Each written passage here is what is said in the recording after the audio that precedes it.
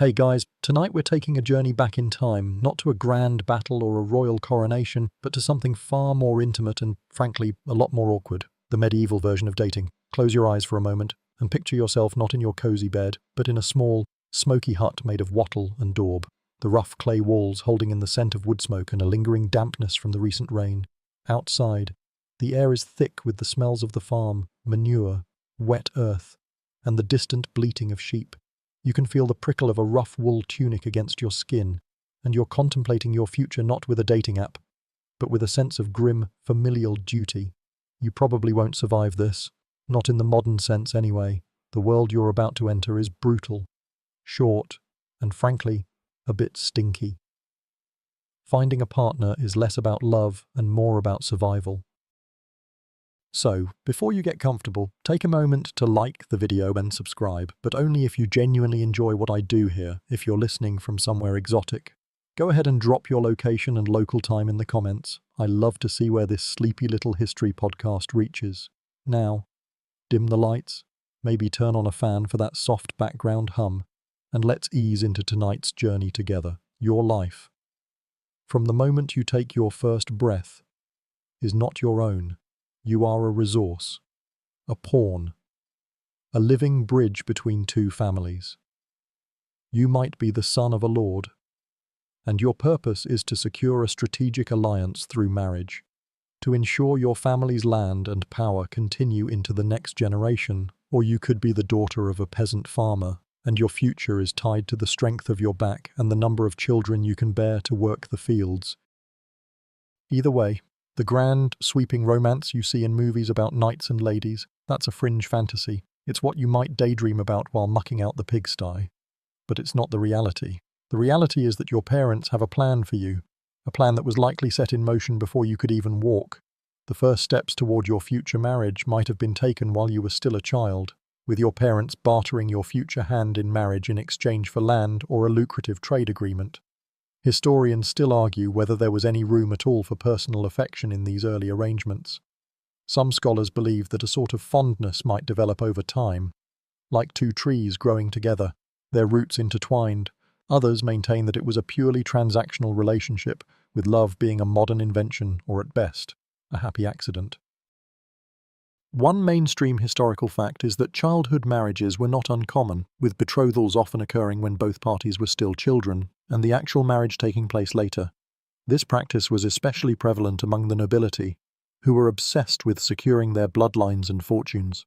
The idea of a teenager signing a marriage contract is strange enough to us, but imagine a toddler being promised to another family.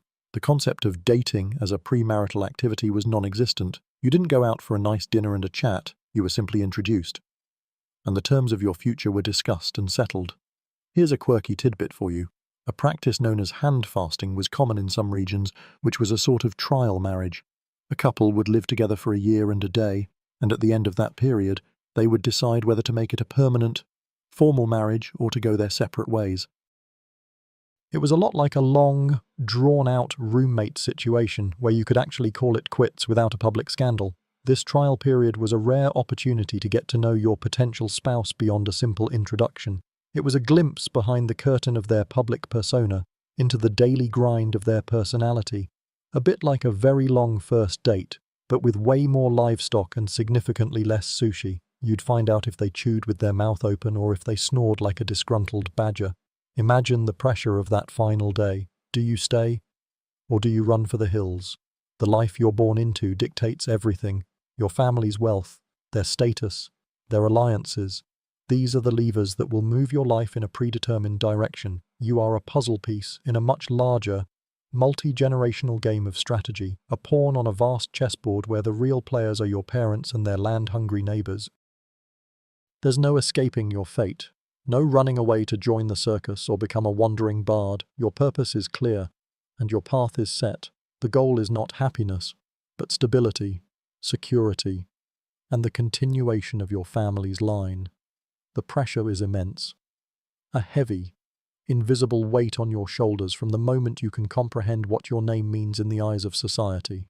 As a child, your life is a series of silent appraisals. You are not just playing with your friends in the dirt or learning to fetch water from the well. You are being watched, Every aspect of your behavior is a data point for your parents, your uncles, your aunts, all of them analyzing your suitability as a future spouse. Are you strong? Are you industrious? Do you have a pleasant disposition? These aren't just personality traits, they are marketable assets. Your entire childhood is a kind of pre-market preparation. A modern parallel might be the way parents today coach their kids for college admissions or sports scholarships. But the stakes here are so much higher.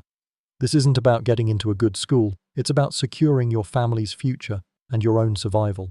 Think about it this way. Your parents are essentially venture capitalists, and you are their most promising, or perhaps their only investment.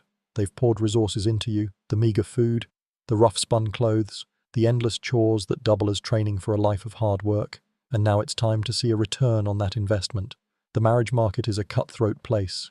You're competing with every other young person in your village or noble court, all of whom are being groomed for the exact same purpose. And it's not a meritocracy. Your birthright is the primary variable, but your physical health, your ability to perform tasks, and even the simple fact of whether you are the desired gender can all impact your value. One mainstream historical fact is that childhood betrothals were a common practice, particularly among the nobility. A betrothal could be as simple as a verbal agreement between two families, sealed with a handshake and a promise. These promises were not taken lightly, as breaking one could lead to feuds or even open conflict. It was less about a romantic proposal and more about a strategic contract. You might have been promised to a neighboring lord's son when you were just 7 years old, a fact you'd find out about later, as if it were a casual piece of family news, like, "Oh, by the way, you're marrying Lord Reginald's boy in 10 years. Don't forget to practice your embroidery. A quirky or fringe tidbit is the concept of spiritual kinship. In some parts of medieval Europe, your godparents were considered to be in a family relationship with you, which meant that marrying someone who was a godparent to you or your sibling was considered a form of incest. This was a pretty strict rule, and it often created a kind of incest avoidance network that was far wider than just your blood relatives. So you not only had to worry about not accidentally marrying your second cousin, but also your godmother's nephew, or even the child of your baptismal sponsor. It was a bizarre and complex social web that you had to navigate, and it just added another layer of complexity to an already very complicated dating pool. Historians still argue whether these childhood contracts were ever truly revocable. While theoretically a formal annulment could be sought, the social and political pressure to honor the agreement was immense. A broken betrothal could stain a family's reputation for generations. Imagine being an adult and trying to back out of a marriage promised when you were a small child, a deal made between men who are now long dead. The weight of that decision would feel like 1,000 years of history pressing down on you. The concept of personal choice was a luxury few could afford, and for the vast majority of people, the path was laid out for them from birth.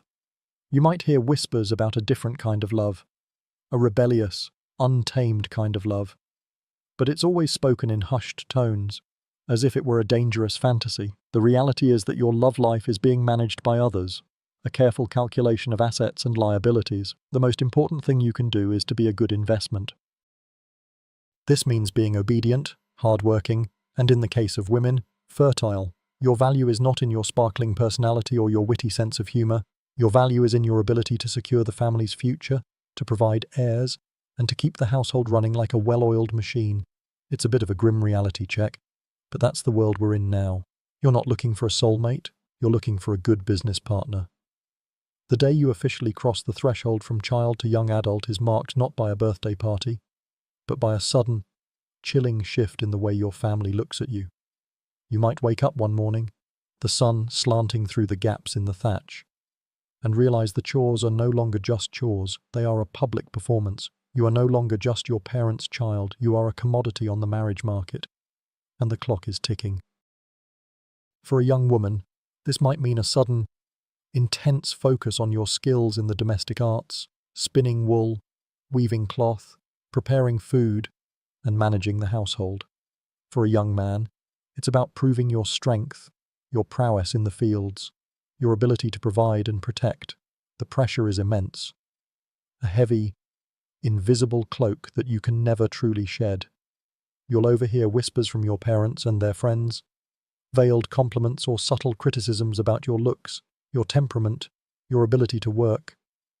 She has good childbearing hips, someone might say, as if you're a mare being judged at a market. Or, he has the strong back of his father, as if you're an ox being valued for its muscle. These are not compliments, they are assessments, and they define your worth in a way that is utterly foreign to the modern mind. There's no room for a gap year or a quarter-life crisis. Your life's purpose is to find a mate and produce the next generation, and you'd better get to it. A mainstream historical fact about this transition is that adolescence was not a recognized stage of life in the way we understand it today. You were either a child or an adult, and the transition was often abrupt and triggered by the onset of puberty. For a girl, the first signs of womanhood were often the signal for her family to start seriously seeking a husband. For a boy, it was his growing strength and ability to work alongside the men. There was no time for self-discovery or finding yourself. You were already found, and your role was already determined. The idea of teenage rebellion would have been seen as an act of pure madness and a direct threat to your family's future. Here's a quirky tidbit. In some parts of medieval Europe, there were special events or dances known as courtships fairs or mop fairs, where young people would go specifically to find a partner. These events, often tied to a local festival or a market day, were a rare opportunity for young men and women to see and be seen by members of the opposite sex from other villages. It was the medieval equivalent of a speed dating event, but with more livestock and a lot less small talk. You'd be expected to be on your best behavior, of course, but it was one of the few places where you might get a fleeting glimpse of a different face. A potential partner who wasn't your neighbor's son or daughter. It was a brief, hopeful moment in an otherwise predetermined life. Historians still argue about the extent to which these events were truly about choice. Were they a genuine opportunity for young people to find a love match, or were they just another venue for parents to scout out potential spouses for their children? The answer likely lies somewhere in the middle. While parents were always in charge, a good impression at a fair could certainly grease the wheels for a more favorable match. But let's be real. You weren't going to defy your father's wishes just because you fancied a boy with a nice smile from the next village over. Your family's well-being was always the top priority. You quickly learn that your appearance is a matter of public concern. You are a billboard for your family's prosperity and health. A well-fed look, a clean tunic, and a generally robust constitution would signal to a potential suitor's family that you were a good investment. Sickness or frailty were signs of weakness, of a poor bloodline, and would make you a less desirable match. It was a tough, Darwinian world, and the game of love was just another form of survival. The pressure to present yourself as the ideal candidate, both in mind and body, was unrelenting. It's a game you're expected to play, and a game you're expected to win, not for yourself, but for your family. Your marriage is not a personal quest, it's a family business merger. Forget the idea of me or my happiness. In the medieval mindset, the individual exists only as an extension of their family unit. Your parents, your uncles, your grandparents, all of them are your partners in this enterprise, and their honor and prosperity are tied directly to your success in the marriage market. When two families come together, they aren't just creating a new household, they're combining resources, securing alliances, and forging bonds that could last for generations. The stakes are incredibly high, and you are the living embodiment of that contract. A mainstream historical fact is that arranged marriages were the norm across all social classes in medieval Europe, from the highest royalty to the lowest serfs. The choice of a partner was rarely a matter of individual affection. For the nobility, marriage was a key tool in political strategy, used to unite kingdoms, settle land disputes, and secure military backing. For peasants, it was about economics and survival. A strong husband could bring more land and a better crop yield, while a hard-working wife could manage a household and bear healthy children to help with the farm work. Love was a bonus, a happy accident if it ever occurred, but never the primary goal. Historians still argue about the true power dynamic within these arranged marriages. Some believe that while the initial choice was made by the families, many couples grew to love and respect each other over time, building a bond based on shared struggles and mutual dependence. Others maintain that the lack of personal choice led to a general sense of resignation and a lack of genuine affection. The truth is likely somewhere in the middle, a complex mix of duty, obligation, and the quiet hope that things would turn out for the best. Here's a quirky tidbit. The church, for all its strict rules about marriage, also had a vested interest in keeping the peace. They would often step in to mediate disputes over broken betrothals, sometimes fining a family for breaking a promise or forcing them to go through with the marriage. This was less about protecting the feelings of the jilted party and more about maintaining social order. The church was a powerful third party in every marriage negotiation, a sort of medieval legal system that you couldn't really escape. It's a bit like a pre-nuptial agreement being enforced by an organization with its own army and a direct line to God. The negotiations for your future are taking place behind closed doors, often over casks of ale or goblets of wine. Your family's emissaries, an uncle, a trusted family friend, or perhaps your father himself, are meeting with the other party. They're discussing your assets and liabilities, the land you'll bring to the marriage, the number of cattle you own, your physical health, and your ability to produce heirs. You are a set of numbers, a tally of resources. You might be a bit of an empty slate in all this, but you are the central piece of the puzzle. You are the glue that holds the agreement together. The sense of a shared fate is paramount. Your sister's marriage, your brother's future, it's all part of the same grand tapestry. A good match for one of you can raise the social standing of the whole family, while a poor one can bring everyone down. You are all in this together, for better or for worse, and the pressure to not let anyone down is almost unbearable. You can't afford to be selfish. Your decisions, or lack thereof, have ramifications for everyone around you. It's a stark contrast to the modern idea of finding the one for you and only you. In the Middle Ages, the one was chosen for your entire family, and you were just along for the ride. It's a humbling and terrifying thought. Once the initial negotiations had been successfully concluded, the next step on your path to marriage was the feast. This wasn't a cozy dinner with the in-laws to break the ice. No. This was a full-blown public spectacle, a grand display of wealth and a chance for the two families to size each other up in person. Think of it as a medieval job interview combined with a debutante ball, but instead of trying to get a job or a date, you're trying to secure a lifelong contract. The anxiety would be palpable. You'd be acutely aware of every move you made, every morsel of food you ate, every word you spoke. A mainstream historical fact about these feasts is that they were meticulously planned and often stretched over several days. The menu would be a testament to the host's financial standing, featuring roasted boar, spiced stews, and a variety of fowl, often arranged in elaborate, theatrical displays for the nobility. These feasts were an opportunity to impress.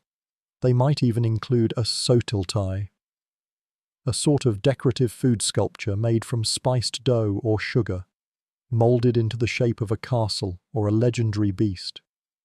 The more lavish the feast, the more it signaled to the other family that you were a worthy match. With a stable and prosperous household, historians still argue whether these feasts were more about genuine hospitality or pure intimidation. Was it a chance to get to know your future in-laws? Or was it a cold, calculated display of power designed to make the other family feel small and insignificant? It was probably a little bit of both. You'd be seated at a long table, the air thick with the smell of roasting meat and wood smoke, and all eyes would be on you. You'd catch furtive glances from your future spouse's family, trying to discern your character, your health, and your social graces. The pressure to be on your best behavior would be immense. A misplaced spoon or an awkward burp could be a black mark against your name. A quirky or fringe tidbit is that in some regions, a special drink called the wedding cup would be served. It was a shared goblet, often intricately carved and passed between the betrothed and their families. While this sounds like a nice bonding ritual, in some versions of the tradition, the cup would be laced with herbs or spices that were believed to either ensure fertility or ward off evil spirits. Imagine the pressure of drinking from a cup that was supposed to determine your future happiness and ability to have children. It was less about a toast to the future and more about a high-stakes, magical gamble on your reproductive success. No thanks, I'll stick to a glass of water.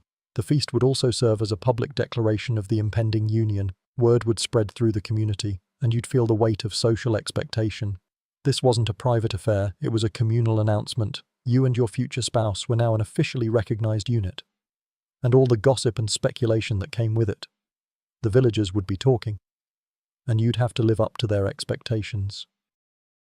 You'd be the subject of hushed conversations and knowing glances. It's a level of public scrutiny that few people today would be comfortable with.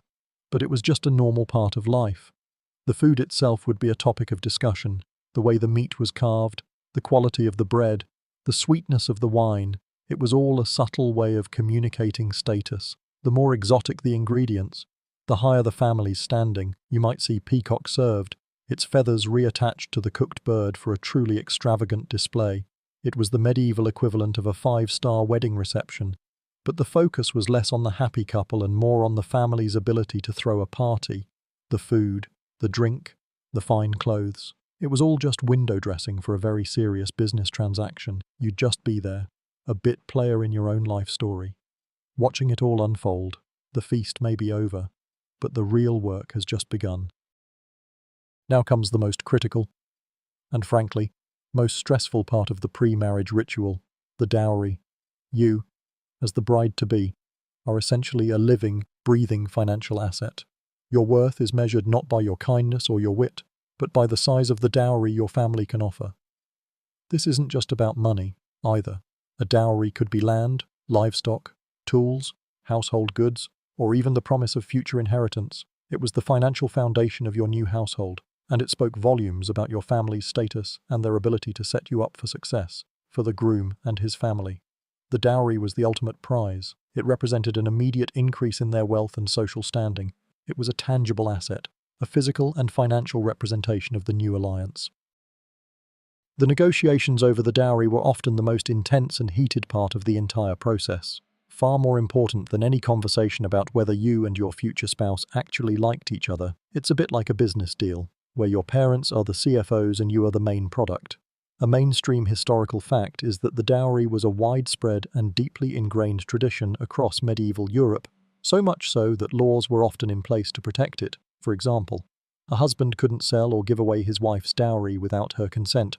At least in theory, this was a form of protection for the woman, ensuring that she wouldn't be left destitute if her husband died or abandoned her.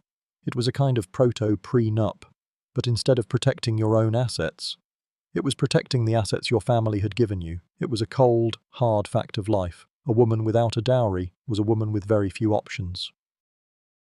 Historians still argue whether the dowry was a tool of female empowerment or just another way to objectify women. On one hand, it gave a woman some financial security and a degree of leverage in her marriage. She brought something of tangible value to the union. On the other hand, it reinforced the idea that a woman was a possession, an object to be acquired at a certain price. The pressure to provide a large dowry could also be ruinous for a family, pushing them into debt and financial instability. It was a double-edged sword, and for many, the weight of the dowry was a burden that followed them their entire lives. Here's a quirky tidbit. The dowry wasn't just about big-ticket items like land or gold. It could include a variety of bizarre and specific items. A list from a medieval English household might include a certain number of geese, a specified amount of honey, or even a particular type of pot or pan. The details were often painstakingly negotiated and recorded in a legal document. It's as if you were getting married and also stocking your new house all at once, based on a list made by your parents a decade ago. It really makes you appreciate the simplicity of a modern-day wedding registry. The dowry negotiations could be a tense affair. Your father would sit across from the groom's family, haggling over every last cow and coin. The whole time, you'd be a silent presence, your future being debated like the price of a bushel of wheat. The groom, meanwhile, would be getting a bit of a dowry himself. This was known as the dower, or mourning gift, which was a small piece of land or money given to the bride by the groom's family as a sign of his commitment and a form of security for her. But let's be real, it was often a much smaller sum than the dowry itself, a footnote in the much larger financial transaction. The success of your marriage, at least in the eyes of society, was often tied to the size of your dowry. A large dowry meant a respectable, stable union. A small one meant you were a less than desirable commodity. It's a grim reality, but it was the engine that drove the medieval marriage market. It's no wonder so many of these marriages were based on business rather than love. Love was a luxury, a good dowry was a necessity, with the dowry negotiated and the families in agreement. The next phase of your journey begins. It's time for courtship, or at least the medieval approximation of it, for you, a member of the nobility. This process is less about getting to know your future partner and more about a carefully choreographed series of public appearances and highly chaperoned meetings. There's no sneaking off for a secret rendezvous behind the stables. Your every interaction is monitored, your conversations are likely overheard, and your behavior is under constant, intense scrutiny. A mainstream historical fact is that courtship among the aristocracy was a formal affair governed by strict social rules. A young noblewoman would be rarely, if ever, alone with a man who was not her family member or a trusted servant. When a suitor came to call, he would do so in the presence of her parents, her ladies-in-waiting, or a host of other family members. These meetings were less about whispered sweet nothings and more about polite conversation, a chance for both parties to observe each other's manners, education, and general demeanor. It was all a performance, a sort of highly stylized dance where every move had a purpose and a hidden meaning. Historians still argue whether there was any genuine emotion or affection that could grow in such a sterile environment. Some believe that the very constraints of the system forced people to find subtle ways to communicate through a shared glance, a whispered word, or a small, symbolic gift. Others maintain that it was a purely transactional relationship, and the only love that grew was a pragmatic one, based on mutual respect and shared interests. The truth is likely different for every couple, but it's safe to say that a grand passion was probably the exception, not the rule. Here's a quirky tidbit: the language of flowers, which we often associate with the Victorian era, had its roots in the Middle Ages.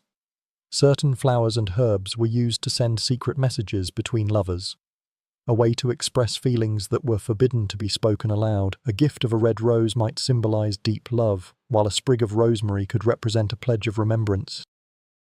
It was a beautiful, secret code that allowed a glimmer of romance to break through the rigid formalities. You'd receive a bouquet and have to quietly decipher its meaning, a clandestine puzzle that added a small thrill to an otherwise very boring process.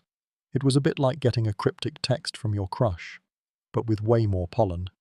The goal of this courtship was not to fall in love. The goal was to ensure that the two parties were compatible enough to live together and manage a household. You'd be discussing practical matters, the running of your estate, the management of your servants, your family's financial situation. You were essentially interviewing each other for the most important job of your life, being a good spouse. There was no room for flighty feelings or romantic whims. The fate of your families and your future children depended on your ability to be a practical, sensible adult. The pressure to present a perfect public face was immense. You couldn't afford a single misstep. A lapse in manners, a show of ignorance, or a moment of immaturity could be a sign of a flawed character. Your every action was a reflection on your family's honor. It's a lot like a modern-day job interview where your entire extended family's reputation is on the line.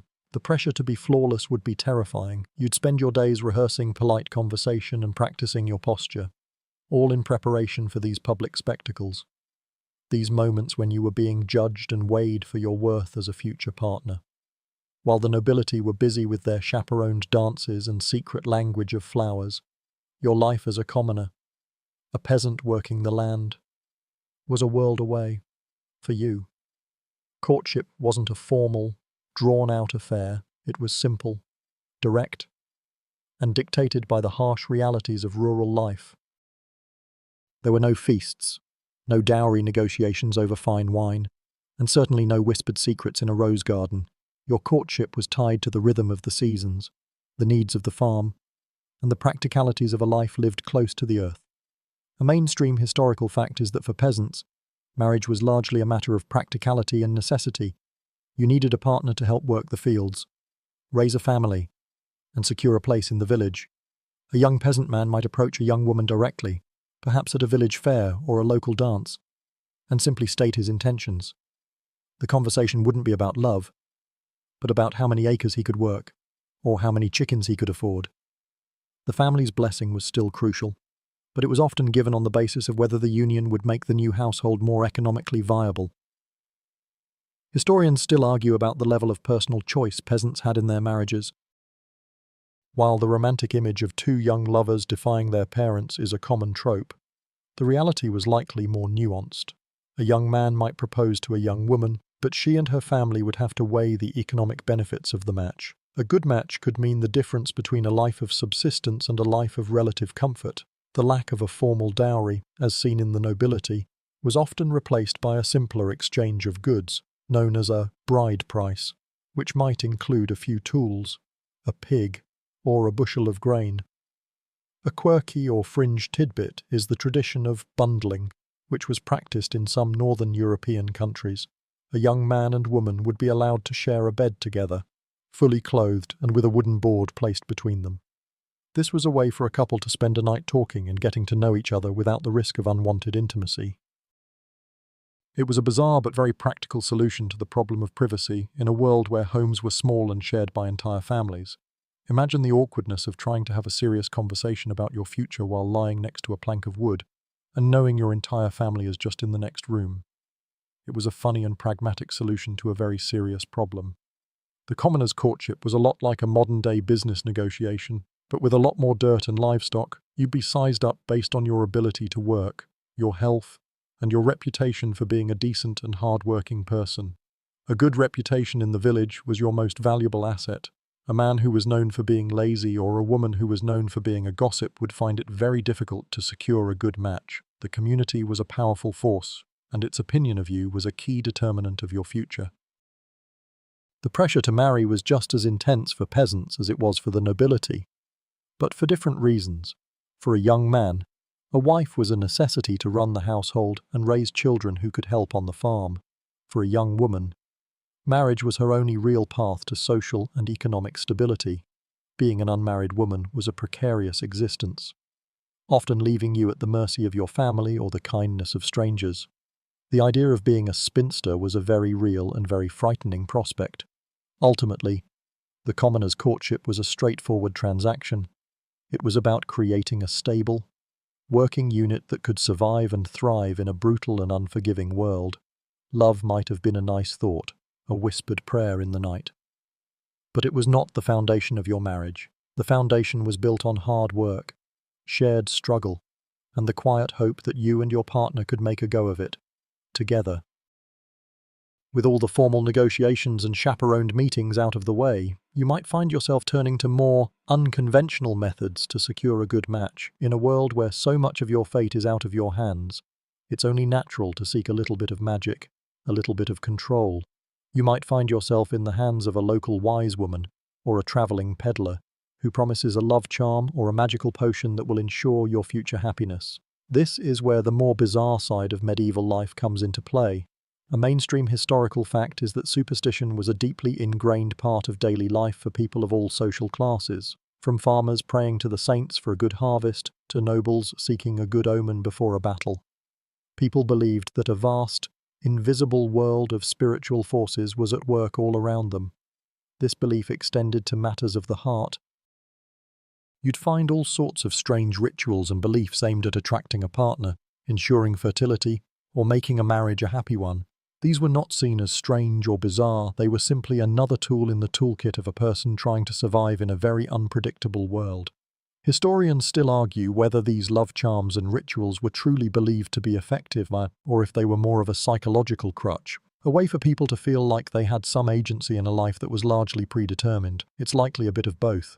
The belief in magic was so widespread that even the church had to issue warnings against certain practices. The promise of a love potion or a fertility charm, however, would have been a powerful one, and for a person with very few options, it would have been a difficult promise to resist. Here's a quirky tidbit for you that's pretty gross, but perfectly illustrates the kind of things people were willing to do. A medieval love charm might involve ingesting a potion made from unusual ingredients, such as a ground-up portion of a specific animal's organ or a piece of a plant that was said to have magical properties. But the truly bizarre ones, well, let's just say some people believed that a potion made from the blood or hair of the person you desired would make them fall in love with you. And for an extra layer of you had to get a hold of some of their bodily fluids, if you know what I mean. It was a pretty grim and unsanitary way to try to secure a love match. No thank you. You might also find yourself participating in strange rituals on specific holidays, like Midsummer's Eve, which was said to be a time when the veil between the worlds was at its thinnest. You'd be told to walk backward into a well on that night, or to stand in a certain spot, and the image of your future spouse would appear to you, Or perhaps you'd be advised to bake a cake with a special ingredient and give it to your crush. Who would then be magically drawn to you? The air was thick with these sorts of stories, a kind of pre-scientific folklore that was passed down from generation to generation. The belief in these charms and rituals was a testament to how little control people felt they had over their own destinies. When your parents are making all the major decisions for you, and your future is a matter of land and livestock, a little bit of magic seems like a pretty good deal. You'd be willing to try almost anything if it meant you could have some small say in your own life. And so, you'd find yourself in a dark hut, whispering a charm under your breath, a tiny, desperate prayer for a little bit of happiness in a world that didn't seem to care about it. It's a sad and a little bit sweet thought, a testament to the human desire for love and connection, even in the most unromantic of circumstances. The courtship, or whatever passes for it, is over. The dowry has been negotiated down to the last sheep, the feast has been consumed, and the families have given their final, binding consent. You are no longer just a person, you are a signatory to a contract. This isn't a wedding announcement, it's a legal document, a formal agreement outlining every aspect of your future life together. This is where your romantic notions, if you had any to begin with, crash headfirst into the cold, hard reality of medieval life. A mainstream historical fact is that the marriage contract, or Carta Dotis, was a crucial legal document. It specified not only the size and contents of the dowry, but also the terms of the dower, the property or funds that the husband would provide for his wife's support should he predecease her. The document would outline the duties and responsibilities of both parties, the rights of the children, and the conditions under which the contract could be dissolved, which, as we'll learn, was almost never. It was a business merger in every sense of the word, and you were the company being acquired. The document would be signed, witnessed, and sealed with wax, making it as legally binding as any modern-day corporate agreement.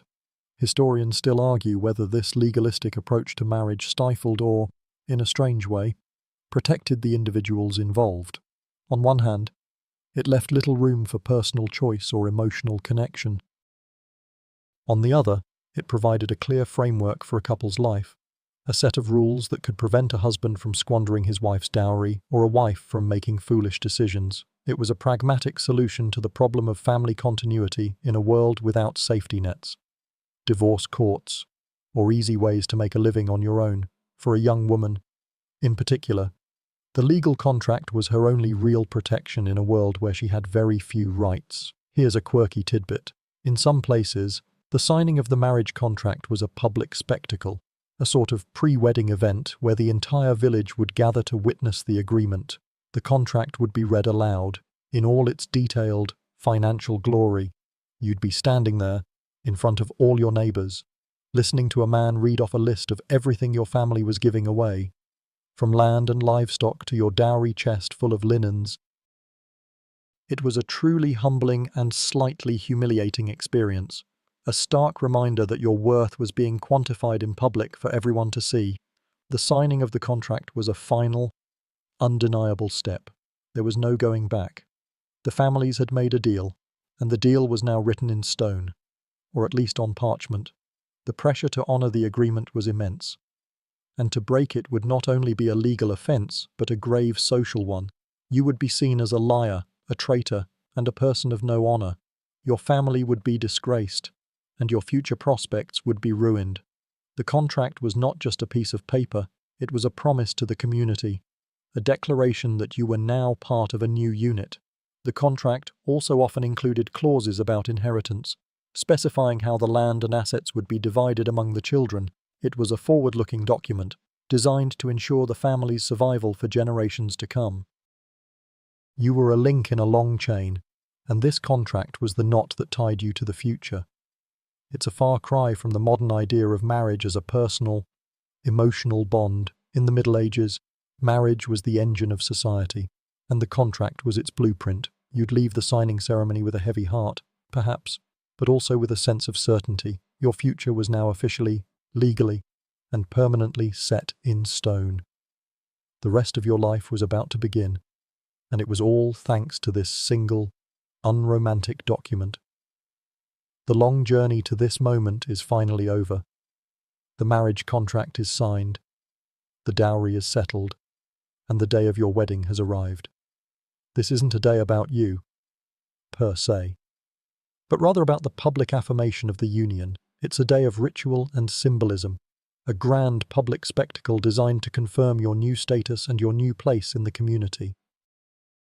You are no longer your father's daughter or a simple farmhand. You are a wife, a partner in a new household. The morning begins with a flurry of activity, your family and friends preparing you for the public rituals to come. A mainstream historical fact is that weddings were not just religious ceremonies, they were also a series of legal and social rituals. The day often began with the morning gift, where the groom would present his bride with a gift, often a piece of jewelry or a small sum of money. This wasn't a romantic gesture, it was a legally required part of the ceremony, a way to show that the groom could provide for his new wife. It was a formal act, a sort of down payment on your future happiness. It was also, in a way, the final financial transaction of the marriage, a last little detail before the big show began. Historians still argue about the significance of the morning gift. Was it a token of affection or a cold, calculated transfer of wealth? Some scholars suggest that over time, the gift evolved from a simple legal requirement into a more personal tradition, a way for a groom to show his bride that he cared. Others maintain that it was always and forever a transactional affair, a final piece of a much larger business deal. The truth, like so many things in the Middle Ages, is probably somewhere in the middle. It was a gesture of respect, a symbol of commitment, but it was also a tangible asset, a little bit of security in a very insecure world. Here's a quirky tidbit. In some regions, a wedding procession would be a truly raucous affair. The wedding party would march through the village, singing songs and making as much noise as possible. The purpose of this was not just to celebrate, but also to ward off evil spirits. People believed that evil spirits were attracted to happy occasions and could curse a new marriage, so the louder the party, the more protected the couple. Imagine a modern-day wedding procession where the guests are banging pots and pans, shouting at the top of their lungs, all in the name of keeping the ghosts away. It would certainly make for an interesting Instagram story. The bride herself would be dressed in her finest clothes, often a new tunic or a dress made from high-quality wool or linen. If her family was wealthy, she might wear a crown of flowers, a symbol of her purity and her new status. The groom, meanwhile, would be wearing his best tunic and hose, perhaps a fine belt or a new pair of boots. This wasn't just about looking good for the pictures, it was about showing the community that the new couple was prosperous and that their union was a good one. It was a public performance, and you were the star of the show. The day would be a whirlwind of activity, from the procession to the church, to the ceremony, and finally to the feast. You would be swept along by the traditions and the expectations, a passive participant in your own wedding. There would be little time for quiet reflection or for a private moment with your new spouse. Your life, your marriage, was a public affair, and the community was there to witness it. The entire day was a testament to the idea that a marriage was not just about two people, it was about two families, two communities, and a shared future. You were no longer alone, and that was a very good and very terrifying thing. The wedding procession has made its way to the church, and now, for the first time, you find yourself standing before the altar, the center of attention.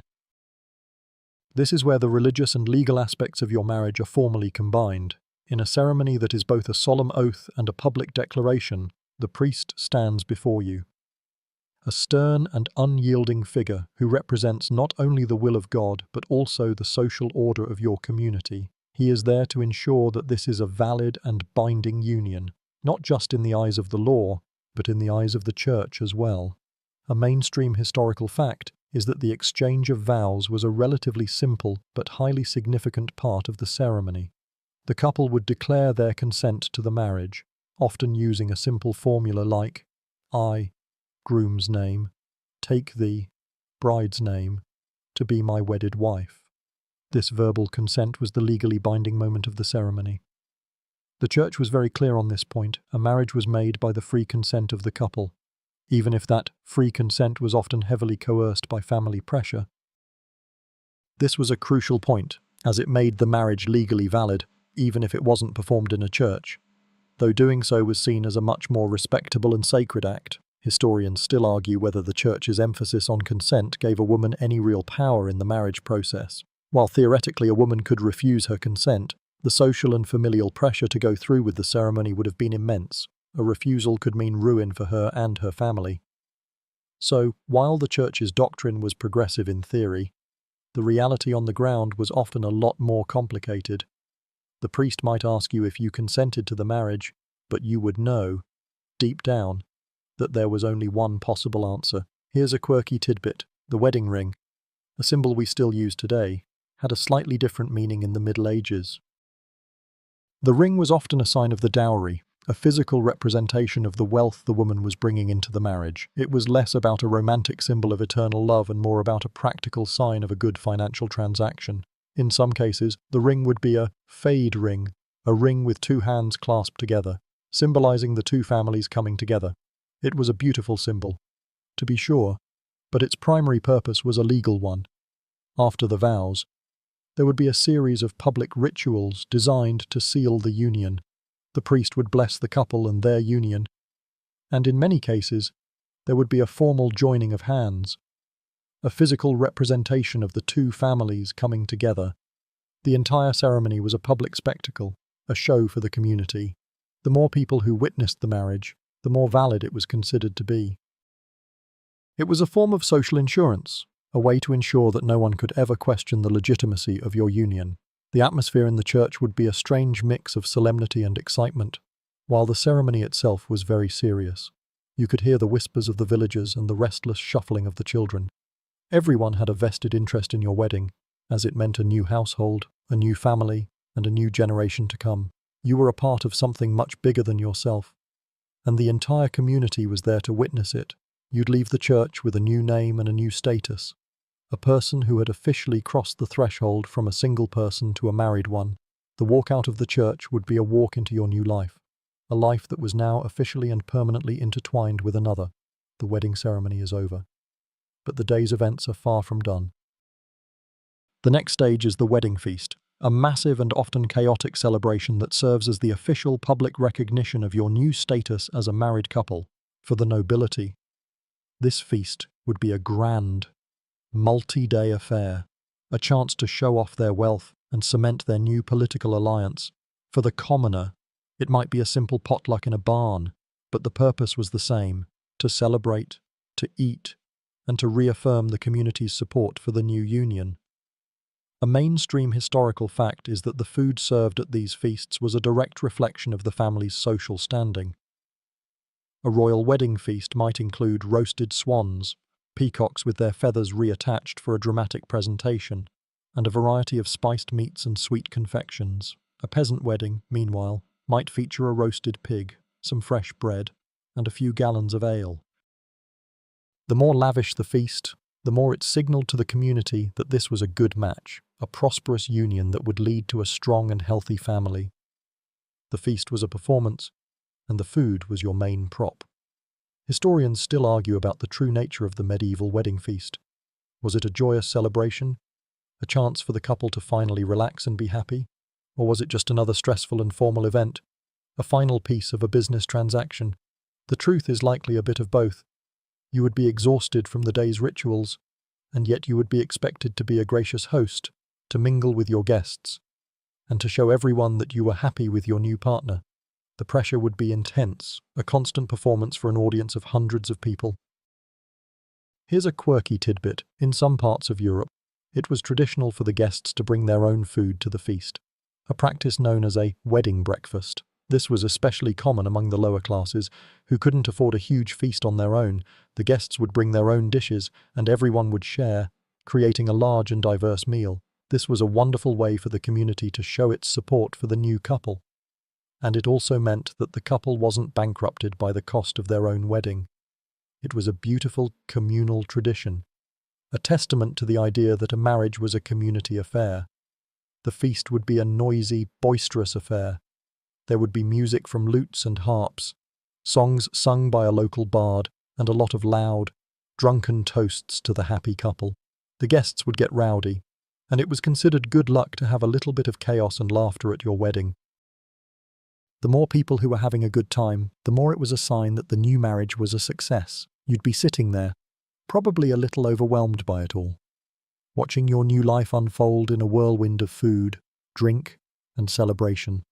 But even with all the fun, there was a very serious undercurrent to the feast. It was a chance for the two families to sit down and talk, to discuss business, and to cement their new alliance. The feast wasn't just a party, it was a negotiation, a final opportunity for the two families to get to know each other and to make sure that they were all on the same page. You'd be the centerpiece of it all, a silent presence at the head of the table, listening to the grown-ups talk business while you ate your roasted meat. It was a stark reminder that your marriage was a transaction, a merger of families, and that the party was just the window dressing for the very serious business that lay beneath. The wedding feast is winding down, but the day's rituals are not yet complete. The final, and perhaps most cringeworthy, part of the medieval wedding is about to begin, the bedding ceremony.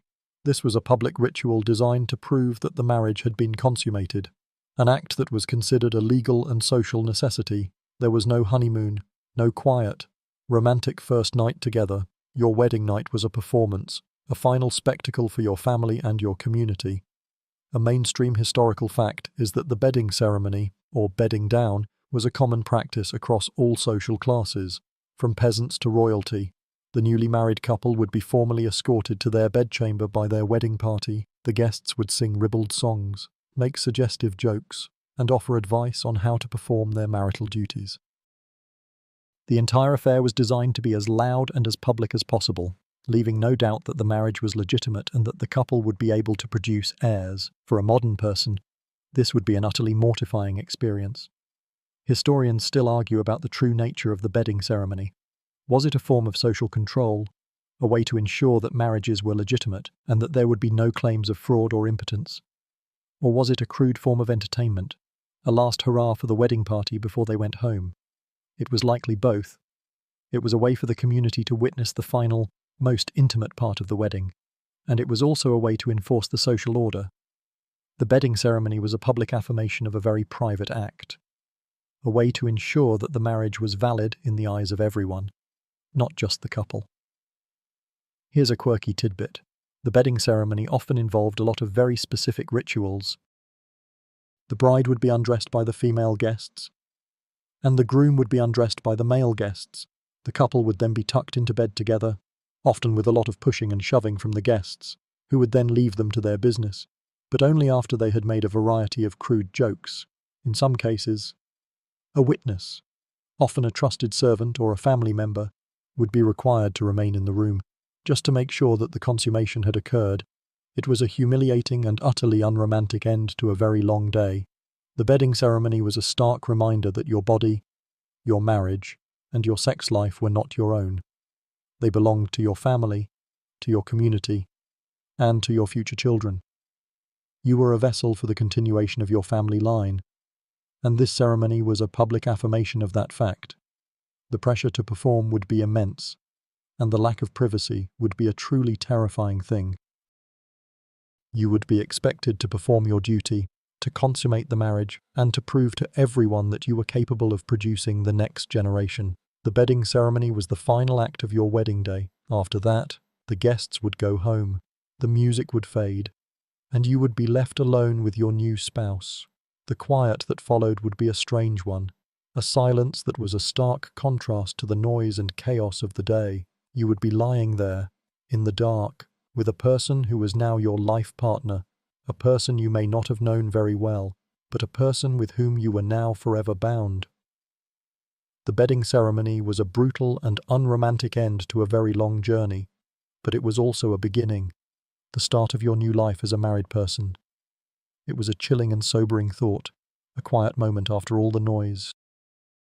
The wedding is over, the guests have gone home, and the humiliating bedding ceremony is a hazy, slightly mortifying memory. You are now, officially and legally, a married person. But don't expect a relaxing honeymoon or a period of romantic bliss. Your new reality is a whirlwind of duties, responsibilities, and a steep learning curve. The honeymoon period is short, if it exists at all, and it's quickly replaced by the mundane, but critical, Business of running a household. A mainstream historical fact is that newlywed life was less about personal connection and more about shared labor and household management.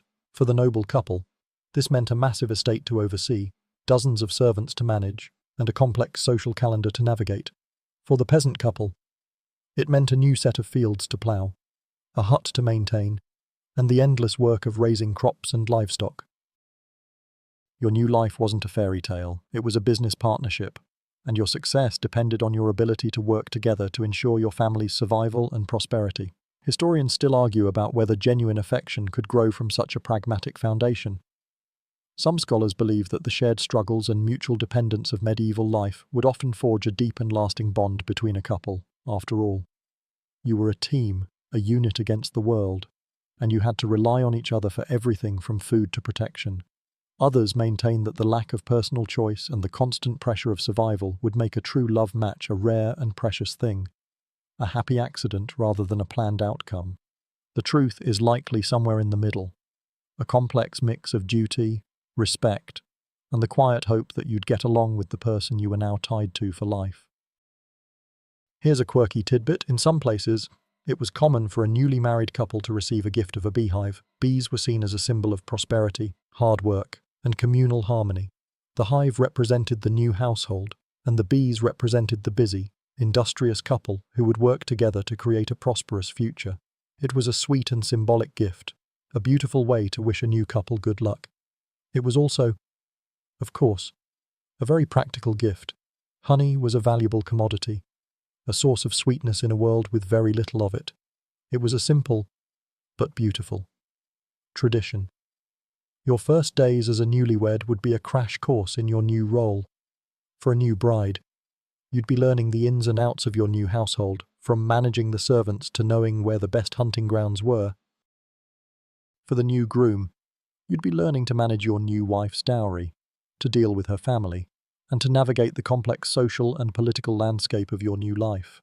There was no time to sit back and relax. Your new life had begun, and the clock was ticking.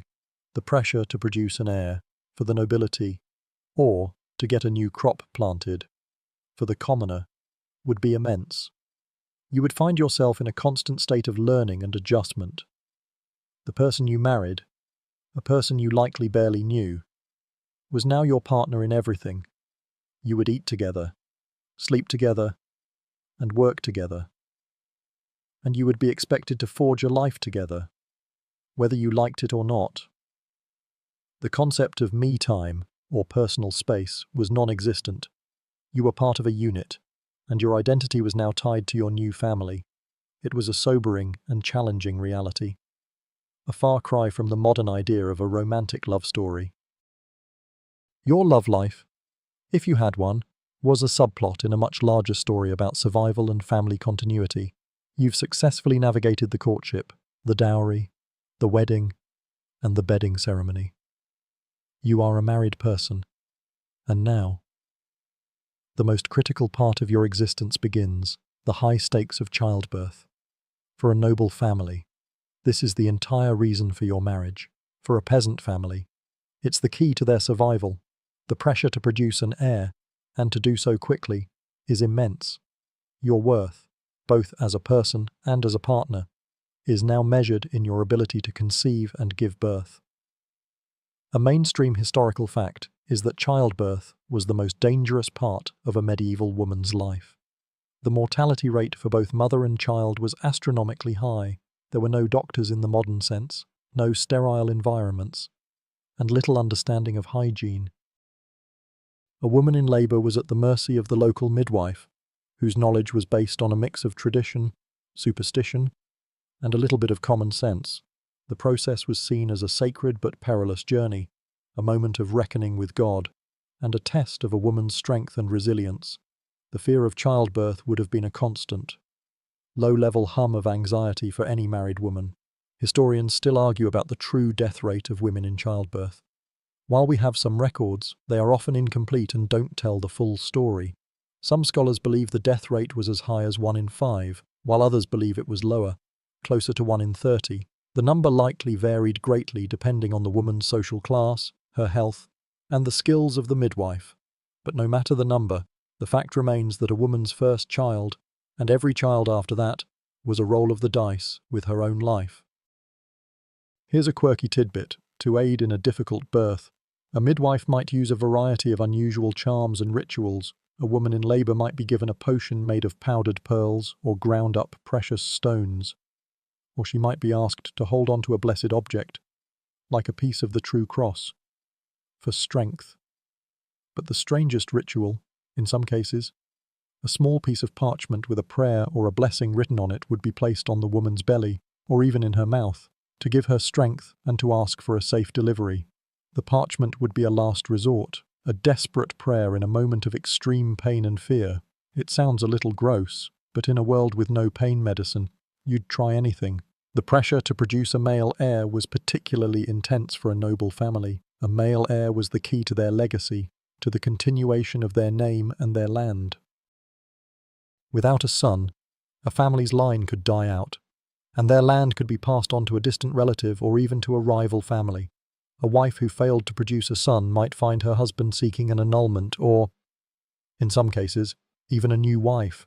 The burden of this responsibility would be a heavy one, a constant, unspoken weight on your shoulders. For a peasant couple, the pressure was also very real, but for different reasons. More children meant more hands to work the fields, a better chance of survival for the family as a whole. But every child was also a risk, a new mouth to feed in a world where food was often scarce.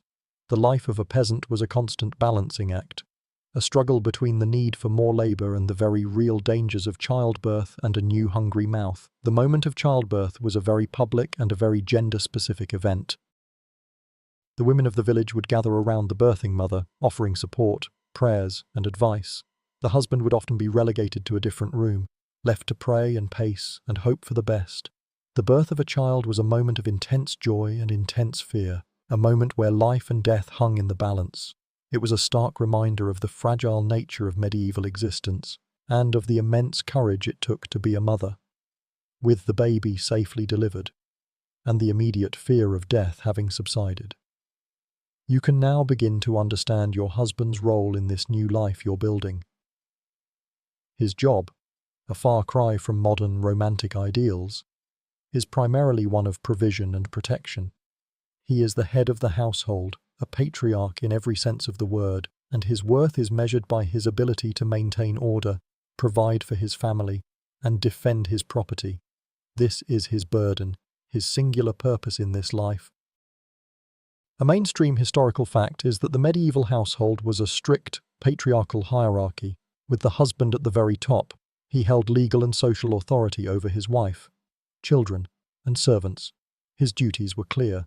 He was responsible for the family's economic well-being, whether that meant managing a vast feudal estate or simply working the family farm. He was the public face of the family, the one who negotiated with the lord, the one who attended village meetings, and the one who represented the family's interests in all matters. His wife, meanwhile, was relegated to the private, domestic sphere. Her work just as crucial but far less visible. Historians still argue about the true nature of this patriarchal power. Was it a form of brutal oppression, or was it a necessary social structure in a world with no legal safety nets? Some scholars believe that while the husband had absolute authority in theory, a wife's influence and power often grew over time, especially in matters of the household and the raising of children. Others maintain that a wife was little more than a piece of property, and that her life was entirely at the mercy of her husband. The truth is likely a complex mix of both. A good wife might wield a lot of subtle power in the household, but a husband's authority was always the final word. Here's a quirky tidbit. A medieval husband's primary duty wasn't just to provide for his family, but to ensure their spiritual well-being. He was expected to lead the family in prayer, to ensure they attended church, and to teach his children about the Bible and the lives of the saints. In a world where the spiritual and the temporal were so intertwined, a man's role was not just to put food on the table but to ensure his family's salvation. It was a lot of pressure, a job with both earthly and eternal consequences. Imagine the weight of that responsibility, a literal and spiritual guide for your entire family. Your husband's life would be a constant struggle against the forces of nature and the vagaries of a feudal system. He would be in charge of the ploughing and the planting, the harvesting and the selling. He would be the one to deal with the lord of the manor, to pay the taxes, and to deal with any disputes that might arise. His days would be long, filled with back-breaking labour or the complex and often brutal world of medieval politics. He was a provider, a protector, and a leader, and his entire life was a testament to his ability to fulfill these roles. The concept of a husband as a best friend or a romantic partner was almost non-existent. He was your boss, your provider, and the father of your children. Your relationship with him was based on mutual respect, shared labour, and a joint effort to ensure the survival and prosperity of your household. He had his duties, and you had yours, and the success of your life together depended on your ability to work as a team. He might not bring you flowers, but he would bring you food, and in the medieval world, that was a far greater sign of love. It was a practical, unromantic reality, but it was a reality that worked. Your husband's life is one of provision and protection, and now, it's time to understand your own. Your role as a medieval wife is just as demanding, just as critical, and perhaps even more relentless. While your husband works in the fields or the political arena, your labour is centred on the home. This isn't just about cooking and cleaning, though there's plenty of that. This is about managing a miniature kingdom, a complex system of production and consumption that is the very heart of your household. A mainstream historical fact is that a medieval wife was the manager of the domestic economy. She was responsible for a huge number of tasks, from spinning and weaving the family's clothes to making bread, brewing ale, and preserving food for the long, hard winter. She would also be in charge of the family's livestock, raising chickens for eggs and meat, and tending to the family's small garden. Her work was endless, a constant cycle of production and maintenance. The saying, "a man works from sun to sun, but a woman's work is never done," was never more true than in the Middle Ages. Historians still argue about the true power of a medieval wife within her domestic sphere. While she had no legal authority, her practical knowledge and management skills were absolutely essential for the family's survival. Some scholars believe that this gave her a great deal of informal power, a sort of silent influence over her husband and her family. Others maintain that no matter how competent she was still a subordinate, and her power was always subject to her husband's whim. It was a fine line to walk, a constant balancing act between being an efficient manager and a subordinate wife. Here's a quirky tidbit. One of the most important jobs of a medieval wife was to be a healer and a doctor for her family. With no doctors and no hospitals, a woman had to have a deep knowledge of herbs, tinctures, and folk remedies. She would be the one to treat a child's fever with a certain tea, or to mend a broken bone with a homemade poultice. Her knowledge of these natural remedies was often passed down from her mother and grandmother, a kind of unwritten medical tradition that was both an art and a science. It was a role that was both empowering and terrifying, a life-and-death responsibility that rested squarely on her shoulders. Your day would begin before the sun came up and would not end until long after it had set. You'd be up with the chickens, making a fire, and preparing the day's first meal. You'd be spinning wool, mending clothes, and tending to the children. You'd be in charge of the household budget, making sure there was enough food to last the week and enough grain to last the winter. Your work was both a physical and a mental marathon, a constant, low-level stress that never really went away. The concept of a housewife in the modern sense doesn't really do justice to the sheer volume of a medieval woman's labour. She was a master of a dozen different trades, a multitasker who had to be an expert in everything from cooking to medicine to animal husbandry. Her value was not in her looks or her charm, but in her competence, her industry, and her ability to keep her family alive and well. It was an unromantic but deeply satisfying life, a life of purpose and hard work. Your marriage was a partnership, a business venture, and your labour was just as valuable as your husband's. It was a quiet kind of power, but it was power nonetheless. Your marriage, as we've seen, is a practical, no-nonsense affair, but there's a parallel universe of romance that exists alongside this reality. A world of secret passions and forbidden love that is the polar opposite of your lived experience. This is the world of courtly love, a set of ideas and customs that flourished in the courts of the nobility. It was a world of knights and ladies, of secret admirers and impossible loves, a sort of medieval fan fiction that captured the imagination of the upper classes. A mainstream historical fact is that courtly love was an idealized and often unconsummated form of romance that existed outside of marriage. It was a game, a form of intellectual and emotional play that allowed men and women to explore the idea of love without the messy reality of a real-life affair. A knight would pledge his devotion to a married lady, and he would perform great deeds in her honor. He would write her poetry, sing her songs, and fight in tournaments for her love. But the love was meant to be pure and spiritual, a sort of emotional foreplay that was never supposed to be fulfilled. Historians still argue about whether courtly love was ever a real thing, or if it was just a literary trope, a fantasy cooked up by poets and musicians. Some scholars believe that it was a sort of rebellious movement, a way for people to express their desire for a deeper, more emotional connection in a world of loveless marriages. Others maintain that it was a purely fictional construct, a form of entertainment for the bored aristocracy. The truth is likely somewhere in the middle. It was a beautiful idea, a dream of a different kind of love. But it was a dream that was rarely, if ever, a reality. Here's a quirky tidbit. The rules of courtly love were surprisingly specific and often contradictory. One of the key tenets was that a woman should be unapproachable and demanding, and a man should be brave and humble. It was a game of cat and mouse, a dance of power and submission. The more unattainable the woman, the more passionate the man's love. It was a twisted, but fascinating, way to think about romance.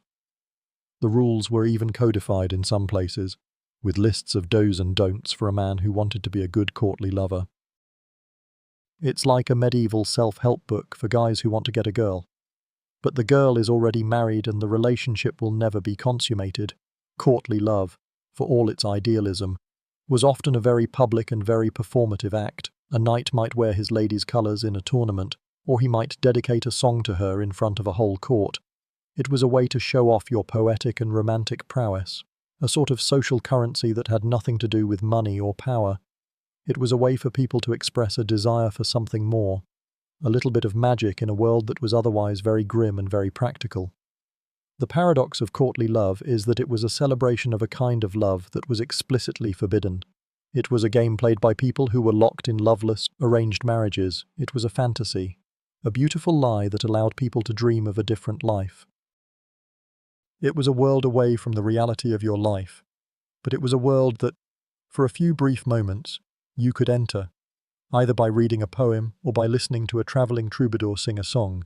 It was a beautiful and ultimately very sad escape, courtly love, with its secret trysts and romantic fantasies, exists on the very edge of a much harsher reality, adultery.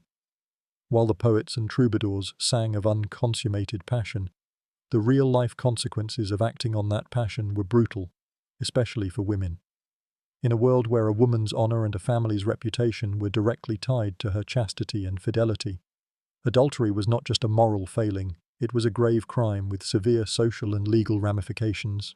A mainstream historical fact is that the punishment for adultery was wildly unequal for men and women. A husband who had an affair might be censured or fined, but it was rarely a life-altering event for him. A wife who committed adultery, however, could face public humiliation, physical punishment, or even death. Her life was, quite literally, in the hands of her husband and her family. She was seen as a source of dishonor, a person who had betrayed not just her husband, but her entire lineage. This was because her adultery could introduce a child of unknown paternity into the family line, threatening the inheritance and the very continuity of the family name.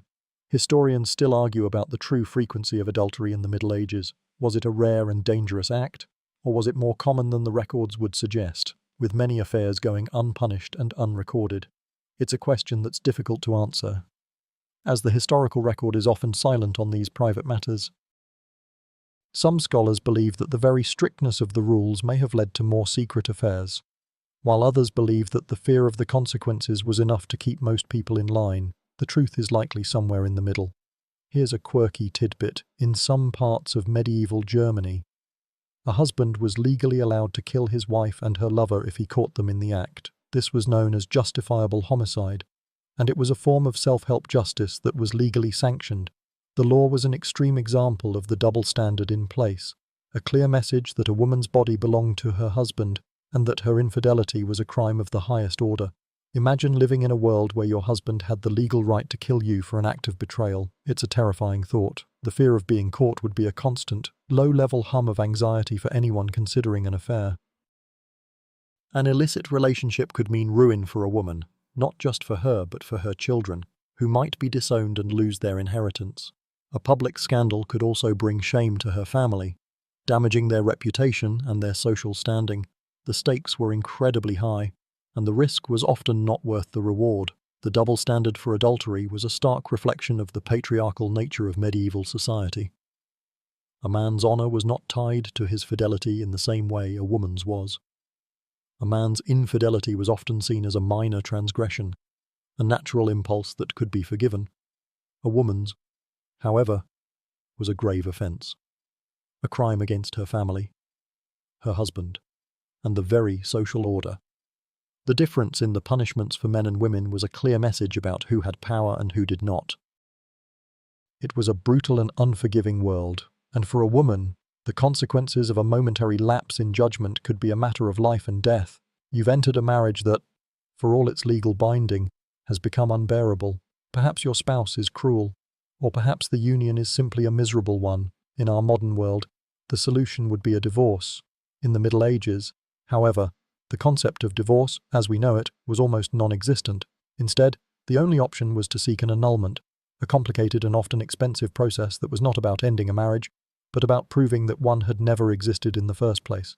A mainstream historical fact is that annulment was the only way to dissolve a marriage in the eyes of the Church. An annulment was granted on a very narrow set of grounds. For example, a marriage could be annulled if one of the parties was found to be impotent, if the couple was too closely related, or if one of the parties had been forced into the marriage against their will. It was not a no-fault solution, it was a legal and religious investigation, a public airing of a couple's most private and personal issues. The process could take years and would often involve a lot of public testimony and legal wrangling. Historians still argue about how often annulments were granted and who had the power to get one, while in theory, anyone could seek an annulment. In practice, it was a process that was largely reserved for the wealthy and the powerful. A commoner would have a very difficult time affording the legal fees and the time off work to pursue an annulment. The process was a tool of the aristocracy, a way for kings and queens to dissolve unwanted marriages and secure new alliances. For the common person, a bad marriage was a life sentence. Here's a quirky tidbit. One of the most common grounds for an annulment was spiritual kinship. This was the belief that if you and your spouse were godparents to the same child, or if you were related in any way to your spouse's godparents, your marriage was invalid. This was a very loose and often abused rule that was sometimes used as an excuse to dissolve a marriage that had become politically inconvenient. Imagine trying to end a marriage by proving that your wife's third cousin was also your godmother's son. It was a bizarre and convoluted legal argument, but it was often the only one available. The process of seeking an annulment was a very public and humiliating one. You would be required to testify in front of a church court, to share the most intimate details of your marriage, and to prove that your union was invalid. The process was less about finding a solution to your problem and more about a public investigation into your life. It was a terrible experience, a last-ditch effort to escape a miserable situation. And it was a testament to the fact that in the Middle Ages, there was very little room for personal happiness or personal choice. The fact that annulment was the only option for ending a marriage was a clear message from the Church. A marriage was a sacred and permanent bond, a promise made to God and to your community. It was not something that could be undone just because you were unhappy. The Church's strict rules on marriage were a form of social control, a way to ensure the stability of families and communities. The process of annulment was a small but narrow window of escape, and it was a window that was rarely open to the common person. The vast majority of people were locked into their marriages for life, for better or for worse. Annulment, as you've seen, was a difficult and rare path to freedom, but a true divorce, the kind that ends a marriage completely and allows for remarriage, was a legal impossibility. The Church's doctrine was clear: a marriage was a sacrament, a sacred bond that could not be broken by man. This was a radical idea in the Middle Ages, a time when many other societies, including some that existed before and alongside them, had some form of divorce. The Catholic Church's absolute opposition to divorce was a powerful and often life-altering force for anyone who found themselves in a bad marriage. A mainstream historical fact is that the Church's stance on divorce was a major point of contention between the secular and religious authorities, kings and queens, for political reasons, often sought to end their marriages and marry new partners to secure an alliance or produce a male heir. The Church, however, would often refuse, leading to some of the most famous and dramatic conflicts in medieval history. Like the one between King Henry VIII and the Pope, it was a clash of two very powerful institutions, and the common person was caught in the middle. The Church's power over marriage was a check on the power of the secular rulers, a way to show that even a king was subject to God's law. Historians still argue about the reasons for the Church's strict stance on divorce. Was it a genuine belief in the sanctity of marriage, a way to protect women and children from abandonment, or was it a tool of social control, a way to ensure the stability of the feudal system and to keep the population in line? It was likely a bit of both. The Church, in its own way, saw itself as a protector of the social order, and the family was the basic unit of that order. By making divorce impossible, the Church was ensuring that families would remain together, for better or for worse. Here's a quirky tidbit. In some places, a couple could get a separation, a sort of legal and physical separation that allowed them to live apart. This was a way to escape a violent or dangerous marriage, but it was not a divorce. You were still married in the eyes of the Church, and you could not remarry. It was a half measure, a compromise that allowed for a little bit of breathing room, but did not offer true freedom. It was a life of a sort of a limbo, a person who was neither single nor truly married, a legal and social ghost who was in a permanent state of in-between.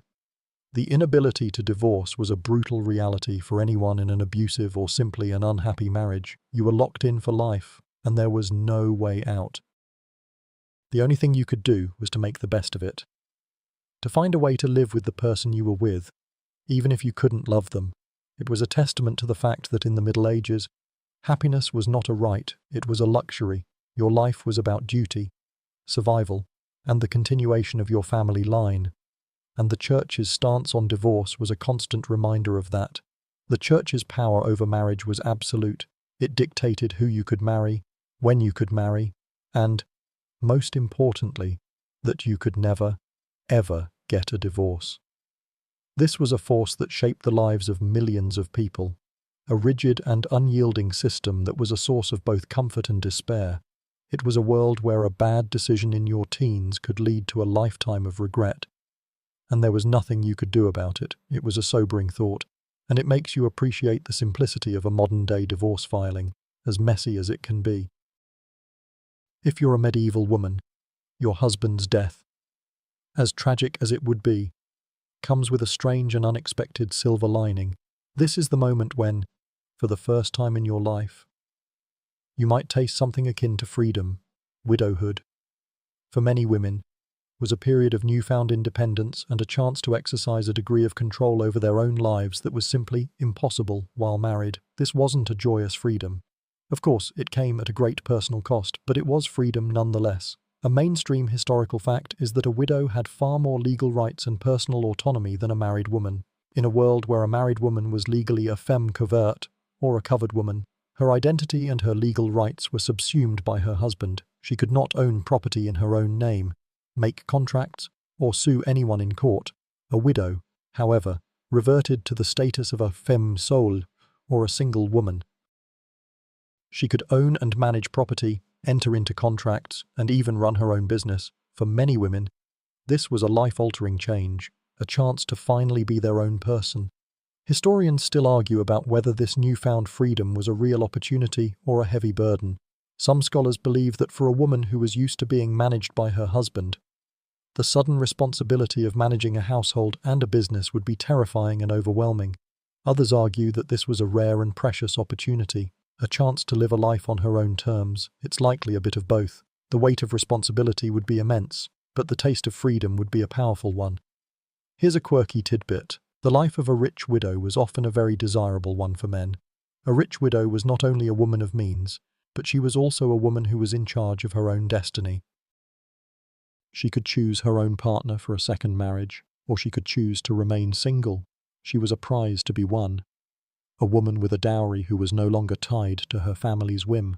For a man looking for a good match, a rich widow was often a better bet than a young, unmarried woman who was still under the thumb of her father. This made rich widows surprisingly popular in the marriage market.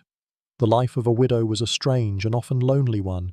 You would be expected to mourn your husband, to wear black, and to live a quiet and secluded life. But beneath the surface, you would be a master of your own destiny, a woman who had a say in her own life for the first time. You would be in charge of your own household, your own money, and your own future. You could choose to remarry, or you could choose to remain single. It was your choice. And that was a very rare and very precious thing. The freedom of widowhood was not a universal experience. A poor widow with no property and no means of support would find herself in a very precarious position, often forced to work as a servant or to rely on the charity of her family. But for a woman of means, a widow was a powerful figure, a woman who had a say in her own life. It was a life that came at a great cost, but it was a life that, for many women, was the only time they could truly be themselves. It was a quiet power, a subtle rebellion against a world that had always told them what to do. Your newfound freedom as a widow might be a powerful force, but it's not a permanent one. The social and economic realities of medieval life mean that remarriage is often a necessity, and for a man, it's often a matter of finding a new mother for his children and a new manager for his household. The motivations for remarriage are entirely pragmatic. A cold calculation of needs and assets that has very little to do with love or romance. It's a second chance, but it's not a second honeymoon. A mainstream historical fact is that remarriage was a common practice, especially for widowers. A man who lost his wife would need a new partner to run his household, to raise his children, and to provide him with companionship. A man who was left with a farm and a few young children couldn't possibly manage it all on his own. For a man, remarriage was a matter of survival, a way to ensure that his family and his livelihood would continue. The speed with which a man would remarry would often be a shock to a modern sensibility, but in the Middle Ages, it was a simple matter of practicality. Historians still argue about the emotional state of people who remarried. Were they heartbroken, remarrying out of necessity? Or were they simply pragmatic, seeing it as a new opportunity? It's likely a mix of both. The loss of a spouse would be a difficult thing to deal with, but the pressures of daily life would often override the need for a long period of mourning. You would have a household to run, children to feed, and a farm to manage. You couldn't afford to be heartbroken for long. The living had to go on living. Here's a quirky tidbit. A widow's second marriage was often a simpler, less formal affair than her first. There was no need for a big public feast or a grand procession. The couple might simply exchange vows in front of a few witnesses and then begin their new life together. This was a reflection of the fact that the first marriage, with all its pomp and circumstance, was about a joining of families and the transfer of a dowry. A second marriage was often about a joining of two individuals who were both in need of a partner. It was a simpler, more personal affair, a quieter kind of beginning. The motivations for remarriage were often very different for men and women. A man would be looking for a new manager for his household, a new mother for his children, and a new partner in his work. A woman, on the other hand, might be looking for a new provider, a new protector, and a new source of stability. She might have her own land and her own money, but a single woman was still vulnerable in the world. A man could offer her protection and a sense of security. The decision to remarry was a complex one, a weighing of needs and a calculation of risks. Remarriage was a life-altering decision, a chance to start over. But it was not a romantic one. It was a partnership of necessity, a joining of two lives for a common purpose. The goal was not happiness or love, but survival, and the quiet hope that you and your new partner could make a go of it, together. It was a testament to the fact that in the Middle Ages, love was a luxury, and survival was a necessity. And in the end, it was a practical and unromantic decision, a sober beginning to a new chapter of your life. The life of a married woman was a life of duty, hard work, and relentless responsibility. But what about the woman who never marries? What is her fate in this society? Her path is a difficult and often lonely one. A life lived on the fringes of a world that values and rewards marriage above all else. She is a figure of pity, a social outcast, a woman who has failed to fulfill her primary duty to her family and to society. A mainstream historical fact is that for an unmarried woman, or a spinster, her social and economic options were extremely limited. She could not inherit property in her own name, and she could not own a business. Her only real path to survival was to become a domestic servant, a nun, or to live as a dependent of her married family members. Her life was not her own, and she was often seen as a burden, a mouth to feed with no real purpose. In a world where the family unit was the engine of society, the unmarried woman was an anomaly, a cog that had fallen out of the machine. Historians still argue about whether the status of a spinster was a choice or a necessity. Some scholars believe that some women chose not to marry, either for religious reasons or because they wanted to live a life of independence. Others maintain that the vast majority of spinsters were women who simply couldn't find a suitable match, either because they were too poor, had no dowry, or were seen as too old or too sick to be a good wife. The truth is likely a mix of both, but for most women, the choice to remain unmarried was not a choice at all. Here's a quirky tidbit. The word spinster comes from the word spinner. In the Middle Ages, spinning wool was a primary job for unmarried women, a way for them to earn a living and to contribute to their household. So the term spinster was not an insult, it was simply a job description, a way to describe a woman who worked with her hands and who was not married. It's a reminder that in the Middle Ages, a woman's identity was often tied to her work, and her marital status was a part of that identity. The life of an unmarried woman was a life of vulnerability. Without a husband to protect her and provide for her, she was at the mercy of the world. She had no legal standing, no social power, and no one to defend her rights. She was a ghost in the social order, a person who existed on the fringes of a society that had no place for her. She would be an object of pity, a figure of gossip, a woman who had failed to live up to the expectations of her family and her community. The life of a spinster was a life of quiet desperation, a life lived in the shadows. She would watch her friends get married, have children, and build a life for themselves, and she would be left behind. She would be a dependent, a guest in her own family's house, a person with no real home of her own. The idea of living a single, independent life was a fantasy, a luxury that very few women could afford. It was a stark reality, a brutal end for a person who, for whatever reason, was unable to find a partner. It was a life without purpose, a life lived on the fringes, a silent testament to the fact that in the Middle Ages, to be a woman was to be a wife. If the unmarried woman is a figure of pity, the unmarried man is an oddity. While he doesn't face the same social and economic precariousness as an unmarried woman, he is still an object of suspicion. He is a man who has failed to live up to the expectations of his family and his community, a man who has not secured his legacy or his place in the world. He is a bachelor, and in a society built on the family unit, he is a man without a purpose. A mainstream historical fact is that for an unmarried man, or a bachelor, his options were far wider than a woman's. He could own land, run a business, and travel. He had a degree of freedom that was almost unheard of for a married man, who was tied to his wife, his family, and his land. But this freedom came at a cost. He was seen as a man who had failed to grow up, a man who was irresponsible, a man who was not to be trusted. He was a threat to the social order, a wild card in a world that valued stability and predictability. Historians still argue about why a man would choose to remain a bachelor. Was it a rebellion against the social order, a desire for personal freedom, or was it simply that he couldn't find a wife? It's likely a mix of all three. For a man who didn't want the burden of a family or the responsibilities of a household, being a bachelor was a way to live a life on his own terms.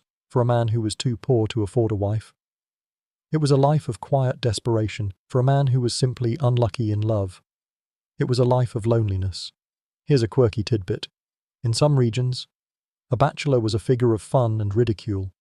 He might be the subject of jokes and songs, and he might be forced to sit at the kids' table during feasts and celebrations. He was a man who was not a part of the club, a man who had not joined the ranks of the responsible adults. In some cases, he might even be fined by the community for remaining unmarried. This was a way for the community to enforce social norms, a way to show that a bachelor was not a normal or desirable part of society. The pressure to marry was immense, and the ridicule was a powerful tool to make sure that a man did his duty. The life of an unmarried man was a life of a sort of social limbo. He was not a boy, but he was not a man either. He was a person without a home, a person without a purpose. He would be an object of gossip, a figure of suspicion, a man who had failed to live up to the expectations of his family and his community.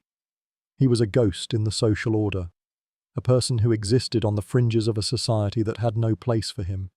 The life of a bachelor was a life of quiet loneliness, a life lived in the shadows. He would watch his friends get married, have children, and build a life for themselves, and he would be left behind. He would be a guest in his own family's house, a person with no real home of his own. The idea of living a single, independent life was a fantasy, a luxury that very few men could afford. It was a stark reality, a brutal end for a person who, for whatever reason, was unable to find a partner. It was a life without purpose, a life lived on the fringes, a silent testament to the fact that in the Middle Ages, to be a man was to be a husband. In a world where finding a match was often a matter of distance and social class, the village matchmaker was an indispensable part of the process. This wasn't some magical, love-obsessed figure like a modern-day dating coach. This was a pragmatic, often elderly, woman or man who knew everyone in the community and understood the delicate balance of land, livestock, and family reputation. They were a human algorithm, a walking database of who was available, who had a good dowry, and who would make a good partner. A mainstream historical fact is that matchmakers played a crucial role in facilitating marriages, especially among the peasant class. They were the intermediaries, the people who could approach a family with a proposal without the social awkwardness or risk of a direct rejection. They would have a good sense of who would be compatible, not in terms of personality, but in terms of work ethic and family values. The matchmaker was a go-between, a person who could discreetly suss out a family's willingness to entertain a proposal, saving both sides from a public and embarrassing refusal. It was a very necessary service in a world where social interactions were so tightly controlled. Historians still argue about the effectiveness of medieval matchmakers. Were they truly successful in creating happy, long-lasting marriages? Or were they just another tool for families to exert control over their children's lives? It's likely a mix of both. A good matchmaker could bring together two people who might otherwise never have met. A kind of pre-digital dating app that was all about human connection and local knowledge. But the ultimate goal was still a pragmatic one, to find a partner who would make a good business partner and a good co-parent. The matchmaker was a servant of the social order, not a purveyor of romance. Here's a quirky tidbit. In some places, a matchmaker would be paid in kind, with a gift of livestock or a portion of the harvest. Their fee was not a set price, but a sign of the family's gratitude for their service. The size of the fee would often reflect the quality of the match. A good matchmaker who brought together a prosperous couple might receive a fat pig or a few bushels of grain. A bad matchmaker who proposed an unsuitable match might be given a stern word and nothing else. It was a practical, no-nonsense way of doing business, and it was a reflection of the value placed on a good, strong family unit. The matchmaker's job was a delicate one. They had to be a master of discretion, a person who could navigate the complex and often gossipy world of a medieval village without revealing too much. They had to be trusted by both families, and they had to be an expert at reading people and understanding their true intentions. They were a therapist, a negotiator, and a social engineer all rolled into one. They were a powerful, but often invisible, force in the lives of the young people they helped. The matchmaker's role was a testament to the fact that in the Middle Ages, marriage was a community affair. The entire village had a vested interest in the creation of a new family, and the matchmaker was a way to ensure that the process went smoothly. They were a social lubricant, a person who could make the awkward and stressful process of finding a partner a little bit easier. It was a service that was needed, and it was a service that was valued. It was a human touch in a very impersonal world, a little bit of help in a journey that was often very difficult and very lonely. While the matchmaker was helping to create unions on the ground, a much more powerful and unyielding force was dictating the rules from above, the Church. The Catholic Church held a near absolute monopoly on the rules of marriage, and its influence was felt in every aspect of a person's life, from who they could marry to when and how they could marry. The church's power was a check on the power of the nobility, and it was a source of both comfort and despair for the common person. A mainstream historical fact is that the church's rules on marriage were incredibly strict and often very complex. The church, for example, had a long list of forbidden marriages, including those between cousins and in-laws. This was a way to prevent incest and to ensure a certain level of social order. The church also dictated the time of year when a marriage could take place.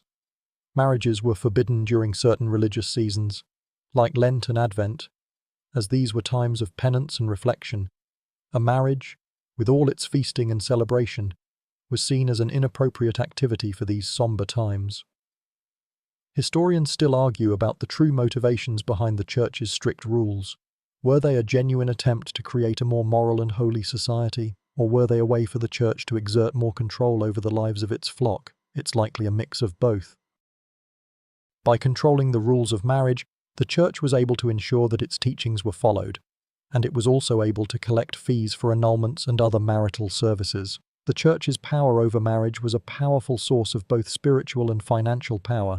Here's a quirky tidbit. The church's rules on marriage were so strict that they could often lead to bizarre and unexpected outcomes. A marriage could be annulled if it was found that the two parties were related by spiritual kinship, a relationship that was created through the act of being godparents to the same child. This was a very loose and often abused rule that was sometimes used as an excuse to dissolve a marriage that had become politically inconvenient. It's a reminder that even the most sacred of institutions could be manipulated for political gain.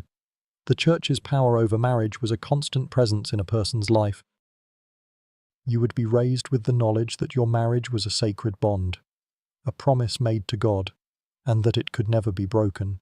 You would be taught that marriage was a holy and necessary part of life, and that it was a path to salvation.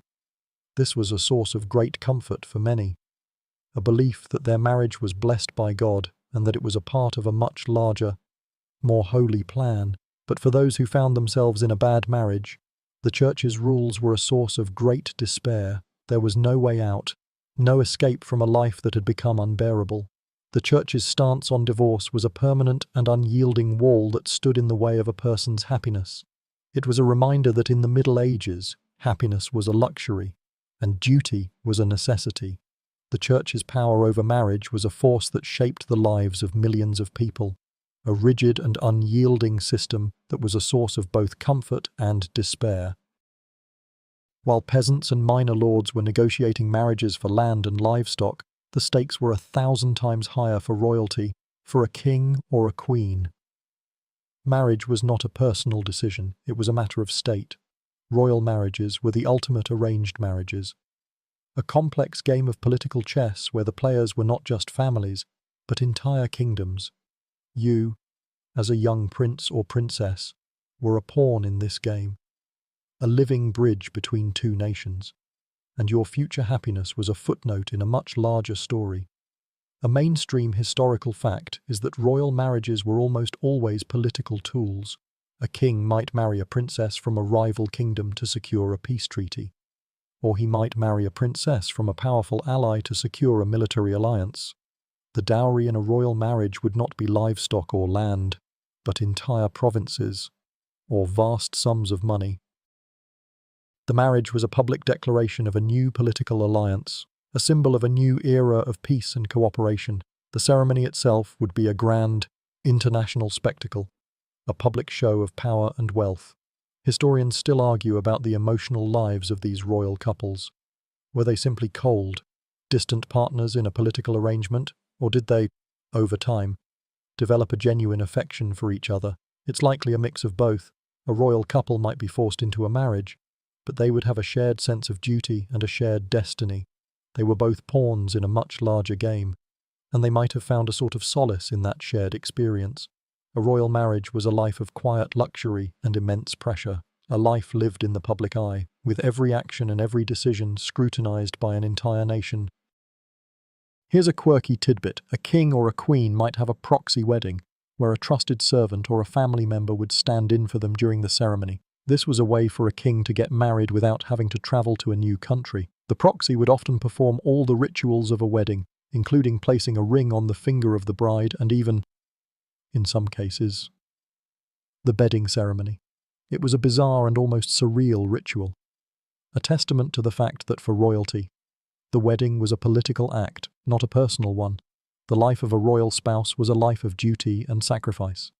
You would be expected to produce an heir, and to do so quickly. You would be expected to be a gracious host, a political advisor, and a symbol of your new country. Your life was no longer your own, and your every action was a part of a much larger political game.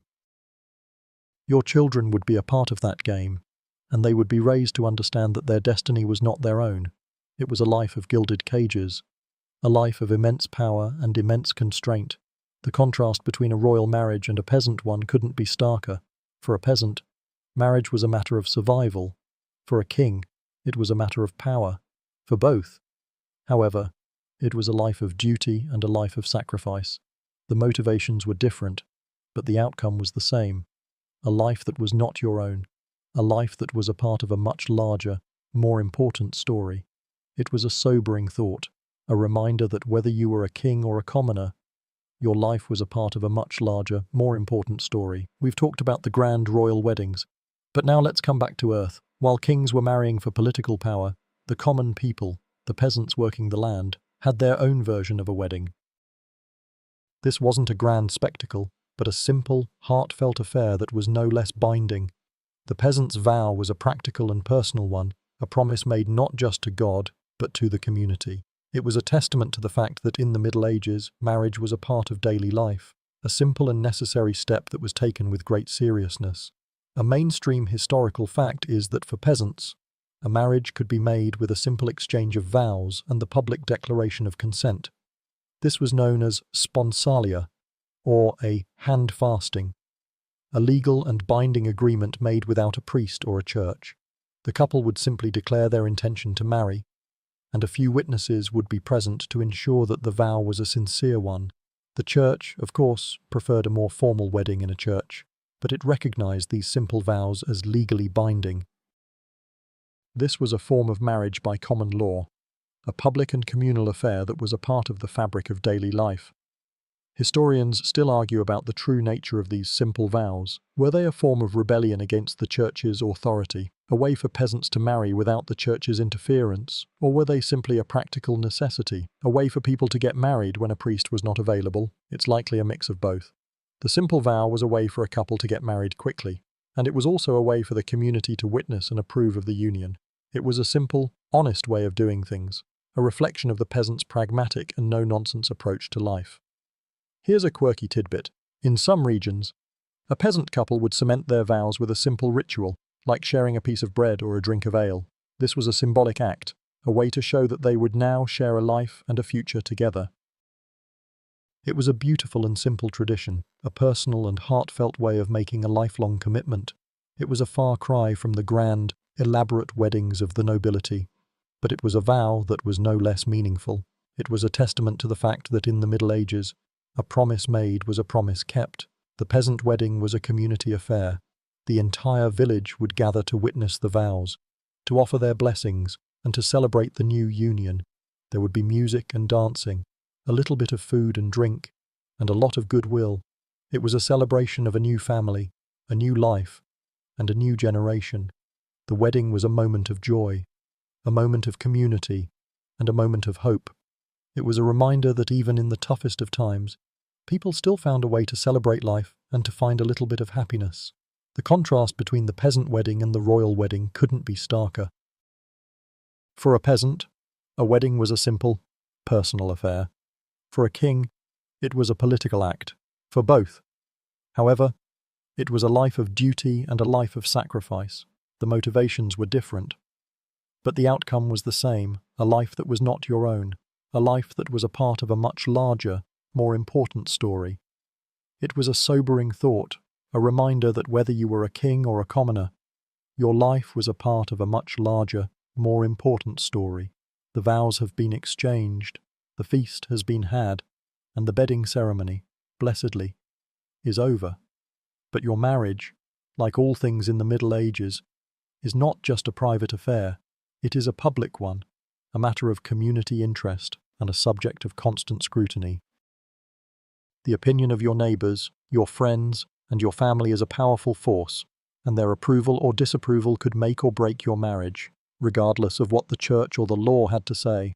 A mainstream historical fact is that public opinion was a powerful form of social control. In a world with no police force and no easy way to enforce laws, the community was the primary source of social order. A couple who was well-liked and well-respected would be given a lot of leeway. A couple who was seen as lazy or dishonest, on the other hand, would be ostracized and looked down upon. The community was a powerful force, and its opinion was a key determinant of a couple's success. Your reputation was your most valuable asset, and a good marriage was a way to cement that reputation. Historians still argue about the true power of public opinion in medieval life. Was it a form of informal justice, a way for communities to keep themselves in line? Or was it a form of petty gossip and bullying, a way for people to exert power over their neighbors? It's likely a mix of both. Public opinion could be a source of great comfort and great strength, a way for a community to come together and support a new couple.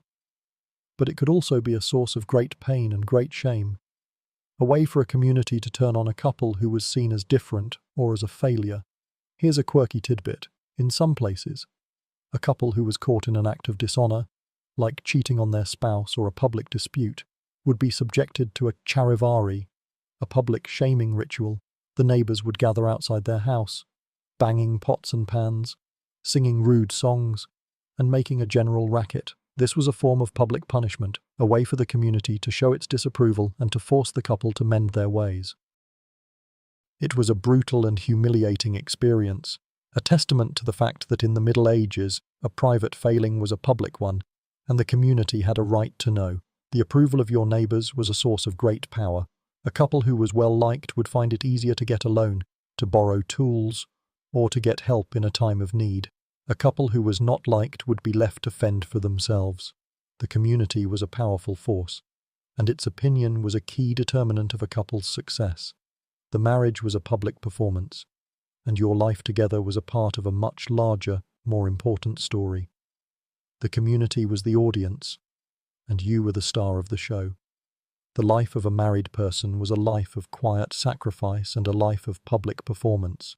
You were expected to be a good neighbor, a good parent, and a good member of the community. You were expected to work hard, to be honest, and to be a good role model for your children.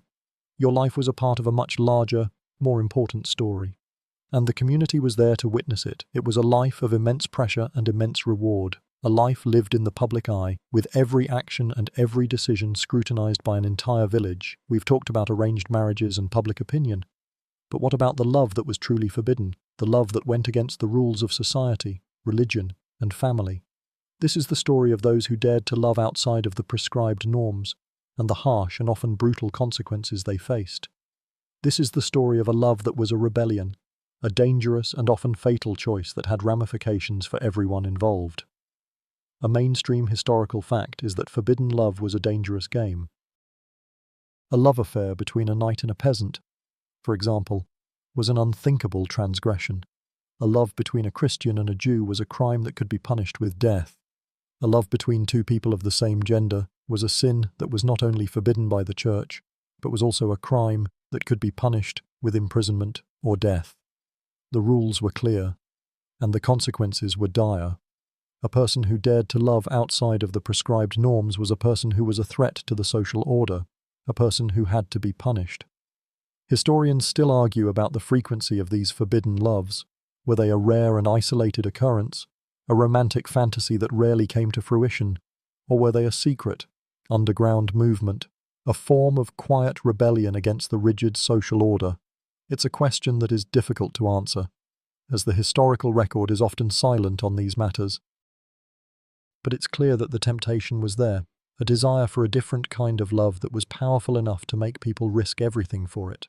Here's a quirky tidbit. In some parts of medieval Europe, there were stories of love potions that were used to force a person to fall in love. These potions were often made from strange and bizarre ingredients, like herbs, animal parts, and other unmentionable things. The use of a love potion was a crime against the church and against the person who was forced to take it. It was a way for a person to get what they wanted, but it was a violation of a person's free will, a crime that was seen as a form of black magic. Imagine living in a world where a person could be forced to love you, and the only way to escape was to find a way to break the spell. The consequences of a forbidden love were severe.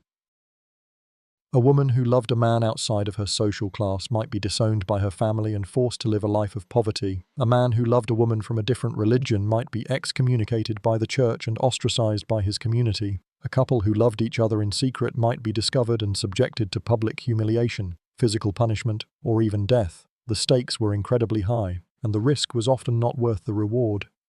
The story of forbidden love is a sad one, a story of people who dared to dream of a different life. A life where they could love who they wanted to love. But it is also a story of a brutal and unforgiving world, a world where love was not a right, but a privilege. It was a testament to the power of love, but it was also a testament to the power of the church and the social order. It was a tragic and beautiful story, a reminder that even in the darkest of times, people still found a way to dream of a different life, with love so tightly controlled and public. You might wonder if there was any room for private communication, for a secret language of the heart, and the answer is yes. In a world with no cell phones or text messages, lovers found a way to communicate in secret, using coded messages, symbolic gifts, and the subtle language of gestures. This was a private world, a small rebellion against the public nature of medieval life, and a way for lovers to express a passion that was forbidden to be spoken aloud. A mainstream historical fact is that clandestine communication was a highly developed art form in the Middle Ages. Lovers would use a variety of clever and often beautiful methods to communicate in secret. A man might send a woman a small, intricately carved box with a hidden message inside. A woman might send a man a piece of embroidery with a secret symbol stitched into the pattern. These were not just romantic gestures, they were acts of rebellion. A way for a couple to create a small, secret world for themselves in a world that was constantly watching. Historians still argue about the true nature of these secret messages. Were they a form of genuine communication, a way for lovers to express their true feelings, or were they a form of intellectual play, a kind of puzzle that was a part of the game of courtly love? It's likely a mix of both. The art of secret communication was a part of the romantic ideal of the Middle Ages, a world of knights and ladies, of secret admirers and impossible loves, but it was also a very real and a very necessary tool for people who were trying to love in a world that was constantly watching. Here's a quirky tidbit. In some places, a couple would use a love letter that was written in a code made up of flowers and herbs. Each flower or herb would represent a letter of the alphabet, and the love letter would be a bouquet of flowers that, when deciphered, would reveal a secret message. It was a beautiful and a very clever way of communicating, and it was a form of communication that was almost impossible to intercept. It's a reminder that even in the darkest of times, people found a way to find a little bit of magic, a little bit of romance. The art of secret communication was a testament to the power of love, but it was also a testament to the power of the human spirit. In a world that was constantly trying to control and to constrain, people found a way to find a little bit of freedom, a little bit of personal space. It was a small rebellion, a quiet act of defiance against a world that was constantly telling them what to do. The life of a medieval person was a life of public performance and private pain. You were expected to be a good wife, a good husband, a good member of the community. But in the quiet moments, in the secret world of your heart, you could be a different person, a person who dared to dream of a different life. The secret messages were a way to bridge that gap, a way to connect with a person who was a part of your secret world, a world that was a refuge from the public world that you had to live in. It was a beautiful and a very sad way of loving, a way of loving in the shadows, in a world of arranged marriages and highly chaperoned courtships. Finding a potential partner outside of your immediate circle was a rare and exciting event, and for many, the bustling, chaotic medieval fair was one of the few places where this could happen. A fair was not just a place to buy and sell goods, it was a social hub, a place where people from different villages and different walks of life would come together. It was a chaotic and noisy environment, a sensory overload of sights, sounds, and smells, but it was also a place of opportunity. A mainstream historical fact is that medieval fairs were a vital part of the economy and a major social event. They were a place where merchants would come from all over the region, or even from different countries, to sell their wares. But for the young people of the time, They were a chance to see and be seen by someone new. A young woman who was usually confined to her village might get a glimpse of a handsome merchant from a faraway land. A young man might see a beautiful girl from the next county, a girl he would have no other way of meeting. The fair was a rare chance for a little bit of romance to blossom in a world that was otherwise very grim and very practical. Historians still argue about the true nature of these encounters. Were they a real opportunity for a love match to form, or were they just another venue for a family to find a suitable partner for their child? It's likely a mix of both. A young person might meet someone they were attracted to, but a marriage would still require the consent of both families. And that would be a very difficult thing to get if the person was from a different village or a different social class. The fair was a brief, hopeful moment, but it was a moment that rarely led to a long-term commitment. Here's a quirky tidbit. In some regions, a mop fair was held, specifically for farm workers to find a new job and a new life. At these fairs, a young man or woman would carry an object that symbolized their trade. A farmhand might carry a mop, a shepherd a crook, and they would be hired for the next year. But these fairs also became a place for young people to find a partner. After a long day of work, there would be music, dancing, and drinking. And it was a chance for a young person to let their hair down and have a little fun. It was a wild, chaotic, and often very drunken affair. And it was a rare opportunity for a young person to be themselves, if only for a few brief moments. The atmosphere at a medieval fair was one of excitement and possibility. The air would be filled with the sounds of merchants hawking their wares, of musicians playing their instruments, and of people talking and laughing. There would be a variety of food and drink, and a lot of noise. It was a world away from the quiet, monotonous life of a village, and it was a welcome escape for a young person who was tired of their life being so predictable. The fair was a dangerous place, of course. There were pickpockets and con artists, and a young person had to be on their guard, but the risk was often worth the reward, and the chance to meet someone new, to have a little bit of fun, was a powerful draw. The fair was a world of possibility, a place where, for a few brief moments, you could be a different person, a person who was not defined by their family or their social class. It was a little bit of magic in a very pragmatic world. A quiet and hopeful moment in a life that was otherwise very grim and very real. While the village fairs were offering a brief taste of freedom, a much larger, more significant event was shaping the lives of millions of people and their marriages, the Crusades. The call to reclaim the Holy Land led to a mass exodus of men, leaving behind a society that was suddenly and profoundly reshaped.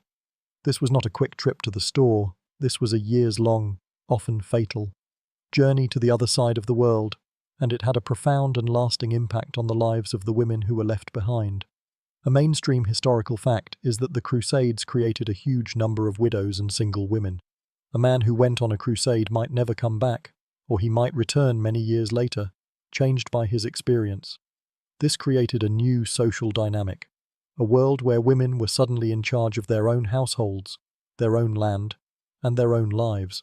For a woman who was used to being subservient to her husband, this was a life-altering change, a chance to exercise a degree of power that was simply unheard of. The Crusades, ironically, were a major force for female empowerment, at least for a brief period of time. Historians still argue about the true power of these women. Were they genuinely in charge of their own lives, or were they just placeholders, managing their households until their husband returned or a new male relative took over? It's likely a mix of both. A woman who was suddenly in charge of her own land would have a lot of power, but she would also have a lot of responsibility. She would have to deal with her husband's family, the lord of the manor, and the men who were trying to take her land from her. The power was there, but it was a power that came with a great deal of risk. Here's a quirky tidbit. A man who went on a crusade would often give his wife a special ring or a necklace, a piece of jewelry that was a symbol of their bond and their promise to be faithful. This wasn't a romantic gesture, it was a legal and a religious one. It was a way for a man to ensure that his wife would not remarry while he was gone, and it was a way for a woman to show her faithfulness to her husband. It was a symbol of a promise made, and a promise that was expected to be kept. even in a world where a woman was left alone for a long period of time. The absence of men also had a profound impact on the economy. With so many men gone, a woman would have to take on their jobs, from farming to managing a business.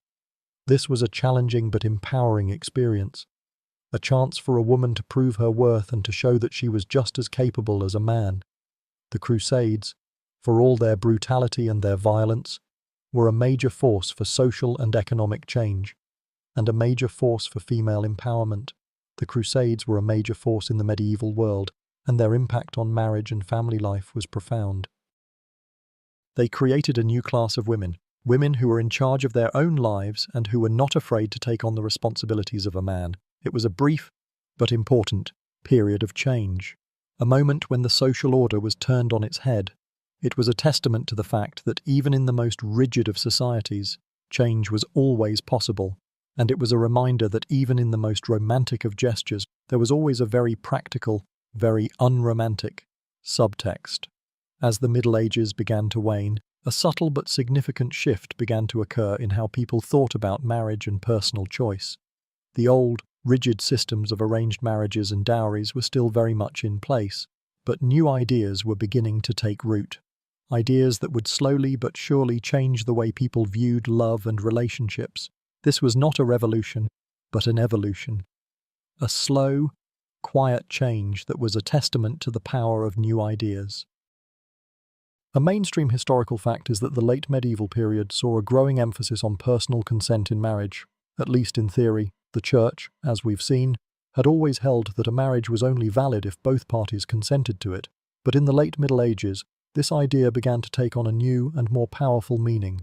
Young people began to push back against their parents' wishes, and they began to demand a say in their own lives. This was not a full-blown rebellion. Of course, a young man or woman who defied their parents would still face severe social and economic consequences, but the idea of personal choice was now on the table, a new and powerful force that was a challenge to the old ways. Historians still argue about the reasons for this change. Was it a result of the growing power of the individual? A reaction to the devastation of the Black Death, which we'll get to in a moment, which upended the social order and created new opportunities? Or was it simply a natural evolution, a slow and quiet change that was a part of the human journey? It's likely a mix of all three. The world was changing, and with it, the way people thought about love and relationships was changing too. Here's a quirky tidbit. In some places, a young couple would exchange love tokens, small gifts that were a public declaration of their affection. These tokens might be a small piece of jewelry, a lock of hair, or a simple embroidered handkerchief.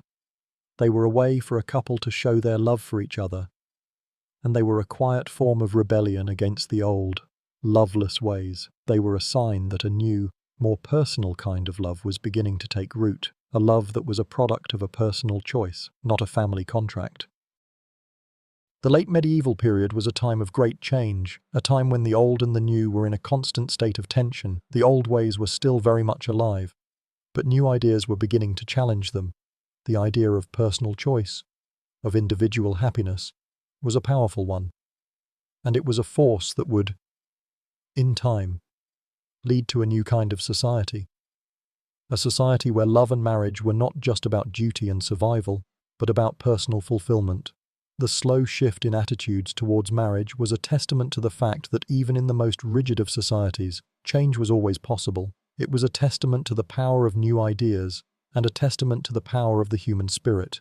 It was a quiet and hopeful moment, a moment when the seeds of a new world were being planted, and it was a reminder that even in the darkest of times, people still found a way to dream of a different life.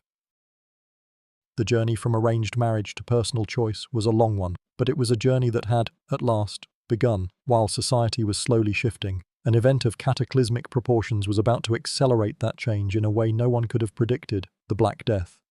A devastating pandemic that wiped out a third of Europe's population, reshuffled the entire social and economic order. And with that reshuffling came a profound and lasting change in the way people approached marriage, inheritance, and family life.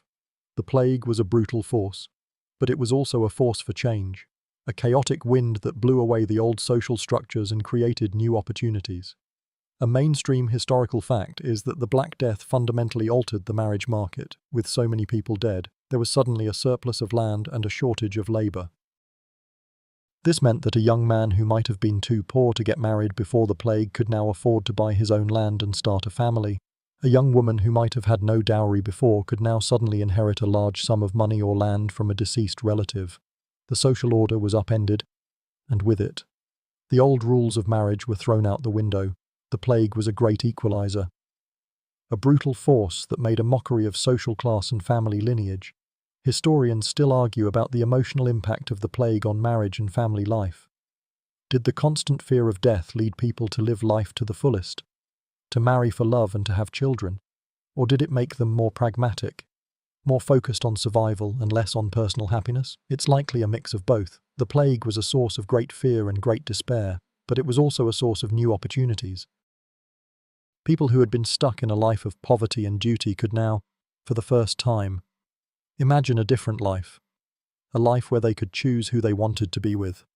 Here's a quirky tidbit. The Black Death led to a new kind of death marriage. With so many people dying, it was common for a person to marry a dying partner in order to inherit their property. These were not romantic unions, but purely pragmatic ones. A way for a person to secure their future in a world that was suddenly very unstable. It's a grim and a slightly unsettling thought, but it was a very real part of life in the post-plague world. The plague was a brutal teacher, and its lesson was a simple one. Life is short, and the old rules no longer apply. The old hierarchies were gone, and new opportunities were everywhere. The young people of the time were not afraid to take risks, to challenge the old ways, and to create a new life for themselves. The plague was a force of destruction, but it was also a force of creation. It destroyed the old world and created a new one, a world where personal choice and individual happiness were, for the first time, a possibility. The Black Death was a pivotal moment in history, and its impact on marriage and family life was profound. It was a wake-up call, a brutal reminder that life was short and that you had to make the most of it. It was a force for change, a chaotic wind that blew away the old social structures and created new opportunities. It was a testament to the fact that even in the darkest of times, change was always possible. The journey from arranged marriage to personal choice was a long one, but it was a journey that had, at last, begun. As the plague receded and society began to rebuild, a new force was emerging that would further alter the landscape of marriage: the rise of the guilds. These were associations of craftsmen and merchants who banded together to protect their trades and to create a new kind of social and economic order. For a young man, joining a guild was a path to a stable and prosperous life, and for a young woman, marrying a man who was a member of a guild was a path to a life of relative comfort and security. A mainstream historical fact is that the guilds provided their members with a level of economic stability that was almost unheard of in the feudal system. A guild member would have a steady income, a pension for his old age, and a set of rules that would protect him from competition. This made him a very desirable partner, a man who could provide for his family, and a man who had a place in the social order. For a woman, marrying a guild member was a ticket to a life of stability and security, a life that was a world away from the life of a peasant. Historians still argue about the social dynamics of the guilds. Were they a force for social mobility, a way for a poor man to rise through the ranks and become a man of means? Or were they a closed and exclusive club, a way for the wealthy to protect their power and to keep the poor out? It's likely a mix of both. The guilds provided a path to a better life, but they were also a force of social control, a way for the masters of a trade to keep a tight rein on their apprentices and their workers. The guilds were a complex social and economic system, and they had a profound impact on the way people lived and loved.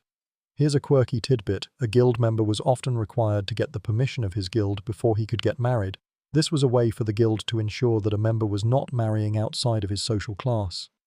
And it was a way for the guild to ensure that a member was marrying a woman who would be a good partner and a good manager of his household. It was a form of social control, a way for the guild to ensure that its members were a part of a stable and respectable community. The guilds were a powerful force in the medieval world, and their impact on marriage was profound. They created a new kind of marriage, a marriage that was based on economic stability and social respectability. It was a far cry from the loveless, arranged marriages of the nobility, and it was a world away from the precarious, hand-to-mouth existence of a peasant. The guilds were a force for change, a force that created a new kind of life and a new kind of love. The rise of the guilds was a testament to the fact that even in the most rigid of societies, change was always possible. It was a testament to the power of new ideas, and a testament to the power of the human spirit. It was a quiet and hopeful moment, a moment when the seeds of a new world were being planted. And it was a reminder that even in the darkest of times, people still found a way to dream of a different life. The journey from arranged marriage to personal choice was a long one, but it was a journey that had, at last, begun. While the guilds were creating a new kind of marriage, a new kind of art form was also emerging that would change the way people thought about love. This was the age of the troubadours, traveling poets and musicians who sang of a new kind of love, a love that was passionate, romantic, and deeply personal. Their songs and their poems were a world away from the cold, pragmatic reality of medieval marriage, and they captured the imagination of the upper classes and, in time, the common people. A mainstream historical fact is that the troubadours were a major force in the popularization of romantic love. Their songs were often about a knight's devotion to a married lady, a love that was idealized and often unconsummated. The songs were a celebration of love for love's sake, a love that was a source of spiritual and emotional fulfillment, not a means to an end. This was a radical idea in the Middle Ages, a time when love was seen as a luxury and duty was a necessity. The troubadours' songs were a quiet rebellion against the social order, a quiet cry for a different kind of life. Historians still argue about the true nature of the troubadours' influence. Were they a genuine force for change, a force that helped to bring about a new kind of society, or were they simply a form of entertainment, a fantasy that had no real impact on the lives of the people who listened to them? It's likely a mix of both. The troubadours' songs were a fantasy, but they were a fantasy that people desperately wanted to believe in. They were a beautiful lie, a dream of a different kind of love that was powerful enough to make people risk everything for it. Here's a quirky tidbit. The songs of the troubadours were often very complex and very difficult to perform. A good troubadour was not just a singer, he was a poet, a composer, and a musician all rolled into one. The songs were often full of complex rhymes, metaphors, and allegories. And they were a form of high art that was a world away from the simple folk songs of the common people. The troubadours were a part of a new kind of social and intellectual elite, and their art was a reflection of that. The troubadours were a powerful force in the medieval world, and their impact on marriage and family life was profound. They created a new kind of love, a love that was passionate, romantic, and deeply personal. It was a love that was a world away from the loveless, arranged marriages of the nobility, and it was a world away from the pragmatic, no-nonsense marriages of the commoner. The troubadours were a force for change, a force that created a new kind of life and a new kind of love. The rise of the troubadours was a testament to the fact that even in the most rigid of societies, change was always possible. It was a testament to the power of new ideas, and a testament to the power of the human spirit. It was a quiet and hopeful moment, a moment when the seeds of a new world were being planted, and it was a reminder that even in the darkest of times, people still found a way to dream of a different life. The journey from arranged marriage to personal choice was a long one, but it was a journey that had, at last, begun. While the troubadours sang of love, the reality of a failed match could lead to something far less romantic: vengeance and family honor. In a world where a marriage was a business contract between two families, a broken engagement or a public scandal was not just a personal issue, it was a matter of public shame, a wound that could only be healed with a public act of vengeance. The concept of family honor was a powerful one, and a slight against one family member was a slight against the entire lineage. A mainstream historical fact is that a broken engagement could often lead to a blood feud, a long-running conflict between two families that could last for generations. The feud would often be a cycle of violence and revenge, a spiral of retribution that would only end when one of the families was completely destroyed. This was a brutal and unforgiving world, and a person who dishonored their family was a person who was a threat to the entire lineage. A broken engagement was not just a disappointment, it was a matter of life and death. Historians still argue about the true nature of these blood feuds. Were they a genuine form of justice, a way for a family to get revenge for a wrong that had been done to them, or were they a form of social control, a way for a family to show its power and its willingness to defend its honor? It's likely a mix of both. The blood feud was a brutal and unforgiving form of justice, but it was a form of justice that was understood by everyone. It was a way for a family to show that they were not to be trifled with, and it was a way for them to protect their reputation in a world where reputation was everything. Here's a quirky tidbit. In some regions, a family who had been dishonored by a broken engagement would often resort to a public act of humiliation to get revenge. They might, for example, build a mock gallows outside the home of the offending family, or they might sing rude and insulting songs about them. This was a form of charivari, a public shaming ritual that was a way for a family to get revenge without resorting to violence. It was a brutal and a slightly bizarre way of doing things, but it was a way for a family to show their displeasure and to protect their honor. The concept of family honor was a powerful one in the medieval world. Your honor was a part of your identity, a part of who you were, and a slight against it was a slight against your very being. A person who dishonored their family was a person who was a threat to the entire lineage, and they had to be punished. The concept of family honor was a force that shaped the lives of millions of people, a rigid and unyielding system that was a source of both comfort and despair. The story of vengeance and family honor is a dark one, a story of people who were trapped in a cycle of violence and revenge, but it is also a story of a world that was defined by its values, a world where honor and reputation were everything. It was a sobering thought, a reminder that even in the most romantic of worlds, there was always a very practical, very unromantic subtext. The journey from arranged marriage to personal choice was a long one, but it was a journey that had, at last, begun. While the majority of marriages in the Middle Ages were a matter of duty, survival, and procreation, there was a small and often overlooked group who married for a very different reason: companionship. This was the world of marriage for the elderly, a world where a person who had lost their spouse might seek a new partner not for children or for economic stability, but for a quiet and peaceful end to their life. This was a rare and beautiful kind of love, a love that was a testament to the human need for connection. A mainstream historical fact is that remarriage for the elderly was a common practice, but the motivations were often very different. A person who had lost their spouse in their old age would not be looking for a new partner to have children or to build a new family. They would be looking for a person to share their life with, a person to help them with the daily chores, and a person to be there when they were old and sick.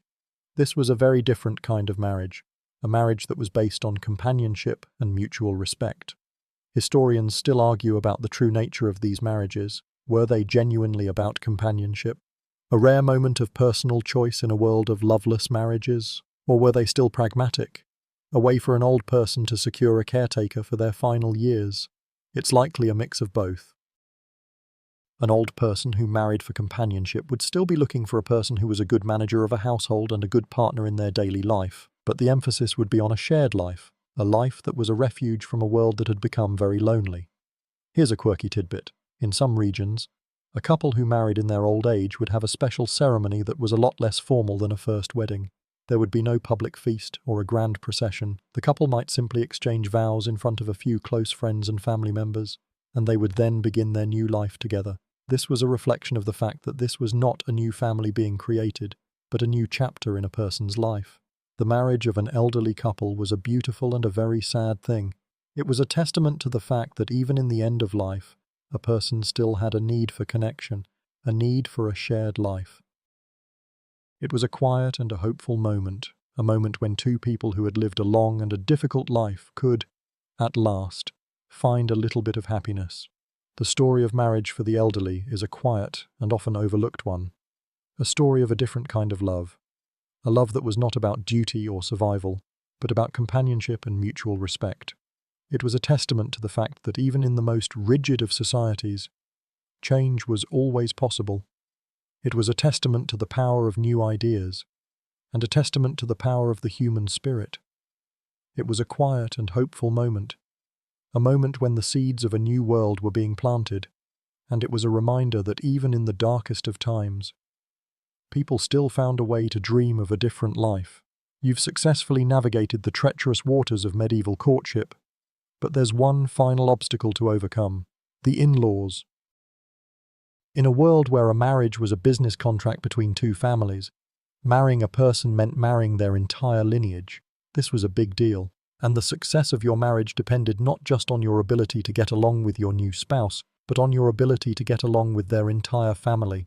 The in-laws were a powerful force, and they had a vested interest in your marriage, for better or for worse. A mainstream historical fact is that a person's family was their most important asset.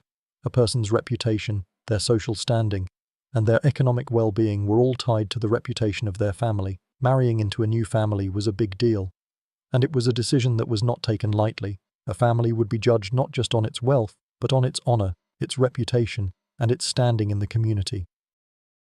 You were not just marrying a person, you were marrying an entire lineage, a complex web of relationships and obligations that would follow you for the rest of your life. Historians still argue about the true nature of the in-law relationship. Were they a source of support and a source of love? Or were they a source of conflict and a source of tension? It's likely a mix of both. A good in-law relationship could be a source of great comfort and great strength, a new family that would support you in a time of need. A bad one, on the other hand, could be a source of constant conflict and a source of great stress. The in-laws were a powerful force, and their approval or disapproval could make or break a marriage. Here's a quirky tidbit. In some regions, a new bride would have to perform a series of initiation rituals to be accepted into her new family. These rituals might be a simple test of her cooking skills or her ability to manage a household. But in some cases, the rituals could be more bizarre, a way for the new family to show their power and to test the new bride's resolve. Imagine having to pass a test to be accepted into your new family. A test that was designed to be difficult and to be a little bit embarrassing.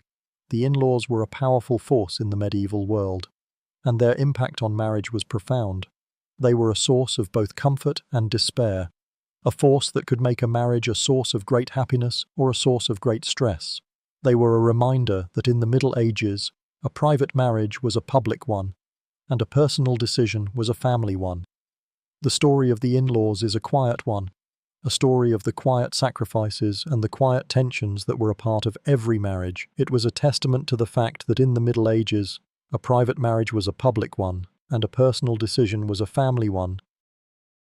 It was a sobering thought, a reminder that even in the most romantic of worlds, there was always a very practical, very unromantic subtext. The journey from arranged marriage to personal choice was a long one, but it was a journey that had, at last, begun. The marriage contract is signed, the dowry is settled, and the in-laws are, for the most part, happy with the match.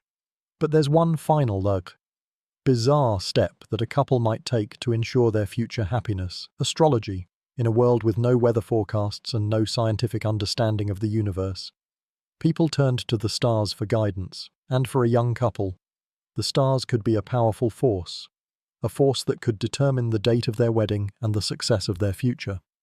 A mainstream historical fact is that astrology was a widely accepted and a highly respected science in the Middle Ages. People believed that the stars and the planets had a direct influence on human life, and they would consult an astrologer for a variety of reasons, from a good time to plant a crop to a good time to go to war. And for a young couple, an astrologer was a powerful figure, a person who could help them to determine the best time to get married, a time when the stars and the planets would be in a favorable alignment. The astrologer would read the stars, and they would give the couple a specific date and a specific time for their wedding, a time that was meant to ensure their future happiness. Historians still argue about the true power of astrology in medieval life. Was it a genuine belief in the power of the stars, or was it a form of psychological comfort, a way for people to feel like they had some control over a future that was largely out of their hands? It's likely a mix of both.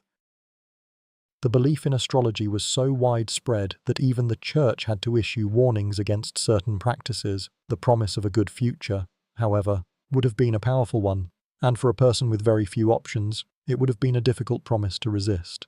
Here's a quirky tidbit. In some cases, a couple would have to postpone their wedding if the stars were not in a favorable alignment. Imagine telling your parents that you couldn't get married on the day they had planned because a certain planet was in a bad house. It would be a source of great frustration and a source of great tension, but it was a risk that a family was willing to take. The stakes were incredibly high, and the risk of a bad future was a risk that no one was willing to take. The use of astrology in marriage was a testament to the fact that in the Middle Ages, a person's life was a part of a much larger, more mysterious story. It was a reminder that a person's life was not just a product of their own will, but a product of the forces of the universe. It was a humbling and a terrifying thought, a thought that a person's future was written in the stars, and there was nothing they could do about it.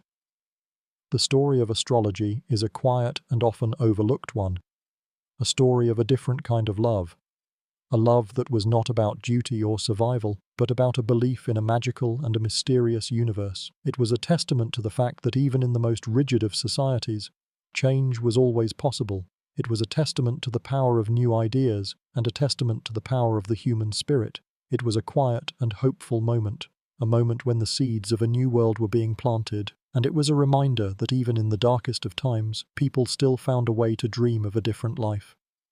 The journey through the medieval world of dating and marriage is nearing its end.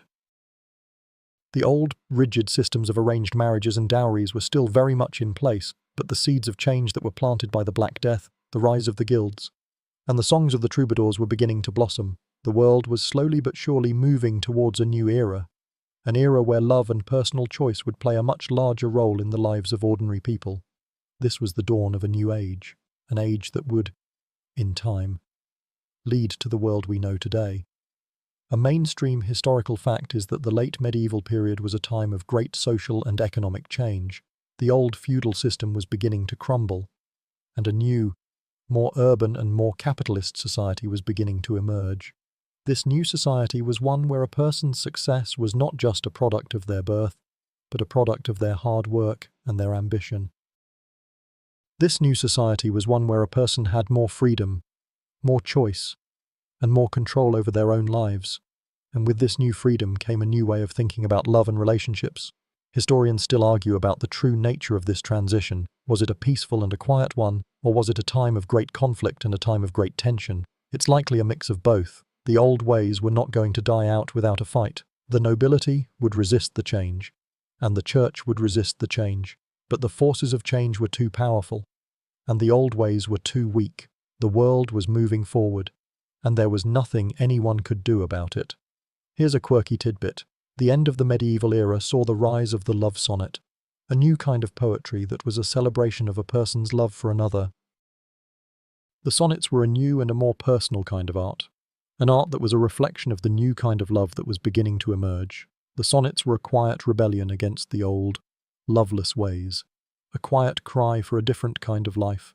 They were a sign that a new, more personal kind of love was beginning to take root, a love that was a product of a personal choice, not a family contract.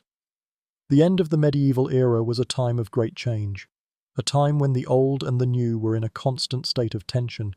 The old ways were still very much alive, but new ideas were beginning to challenge them.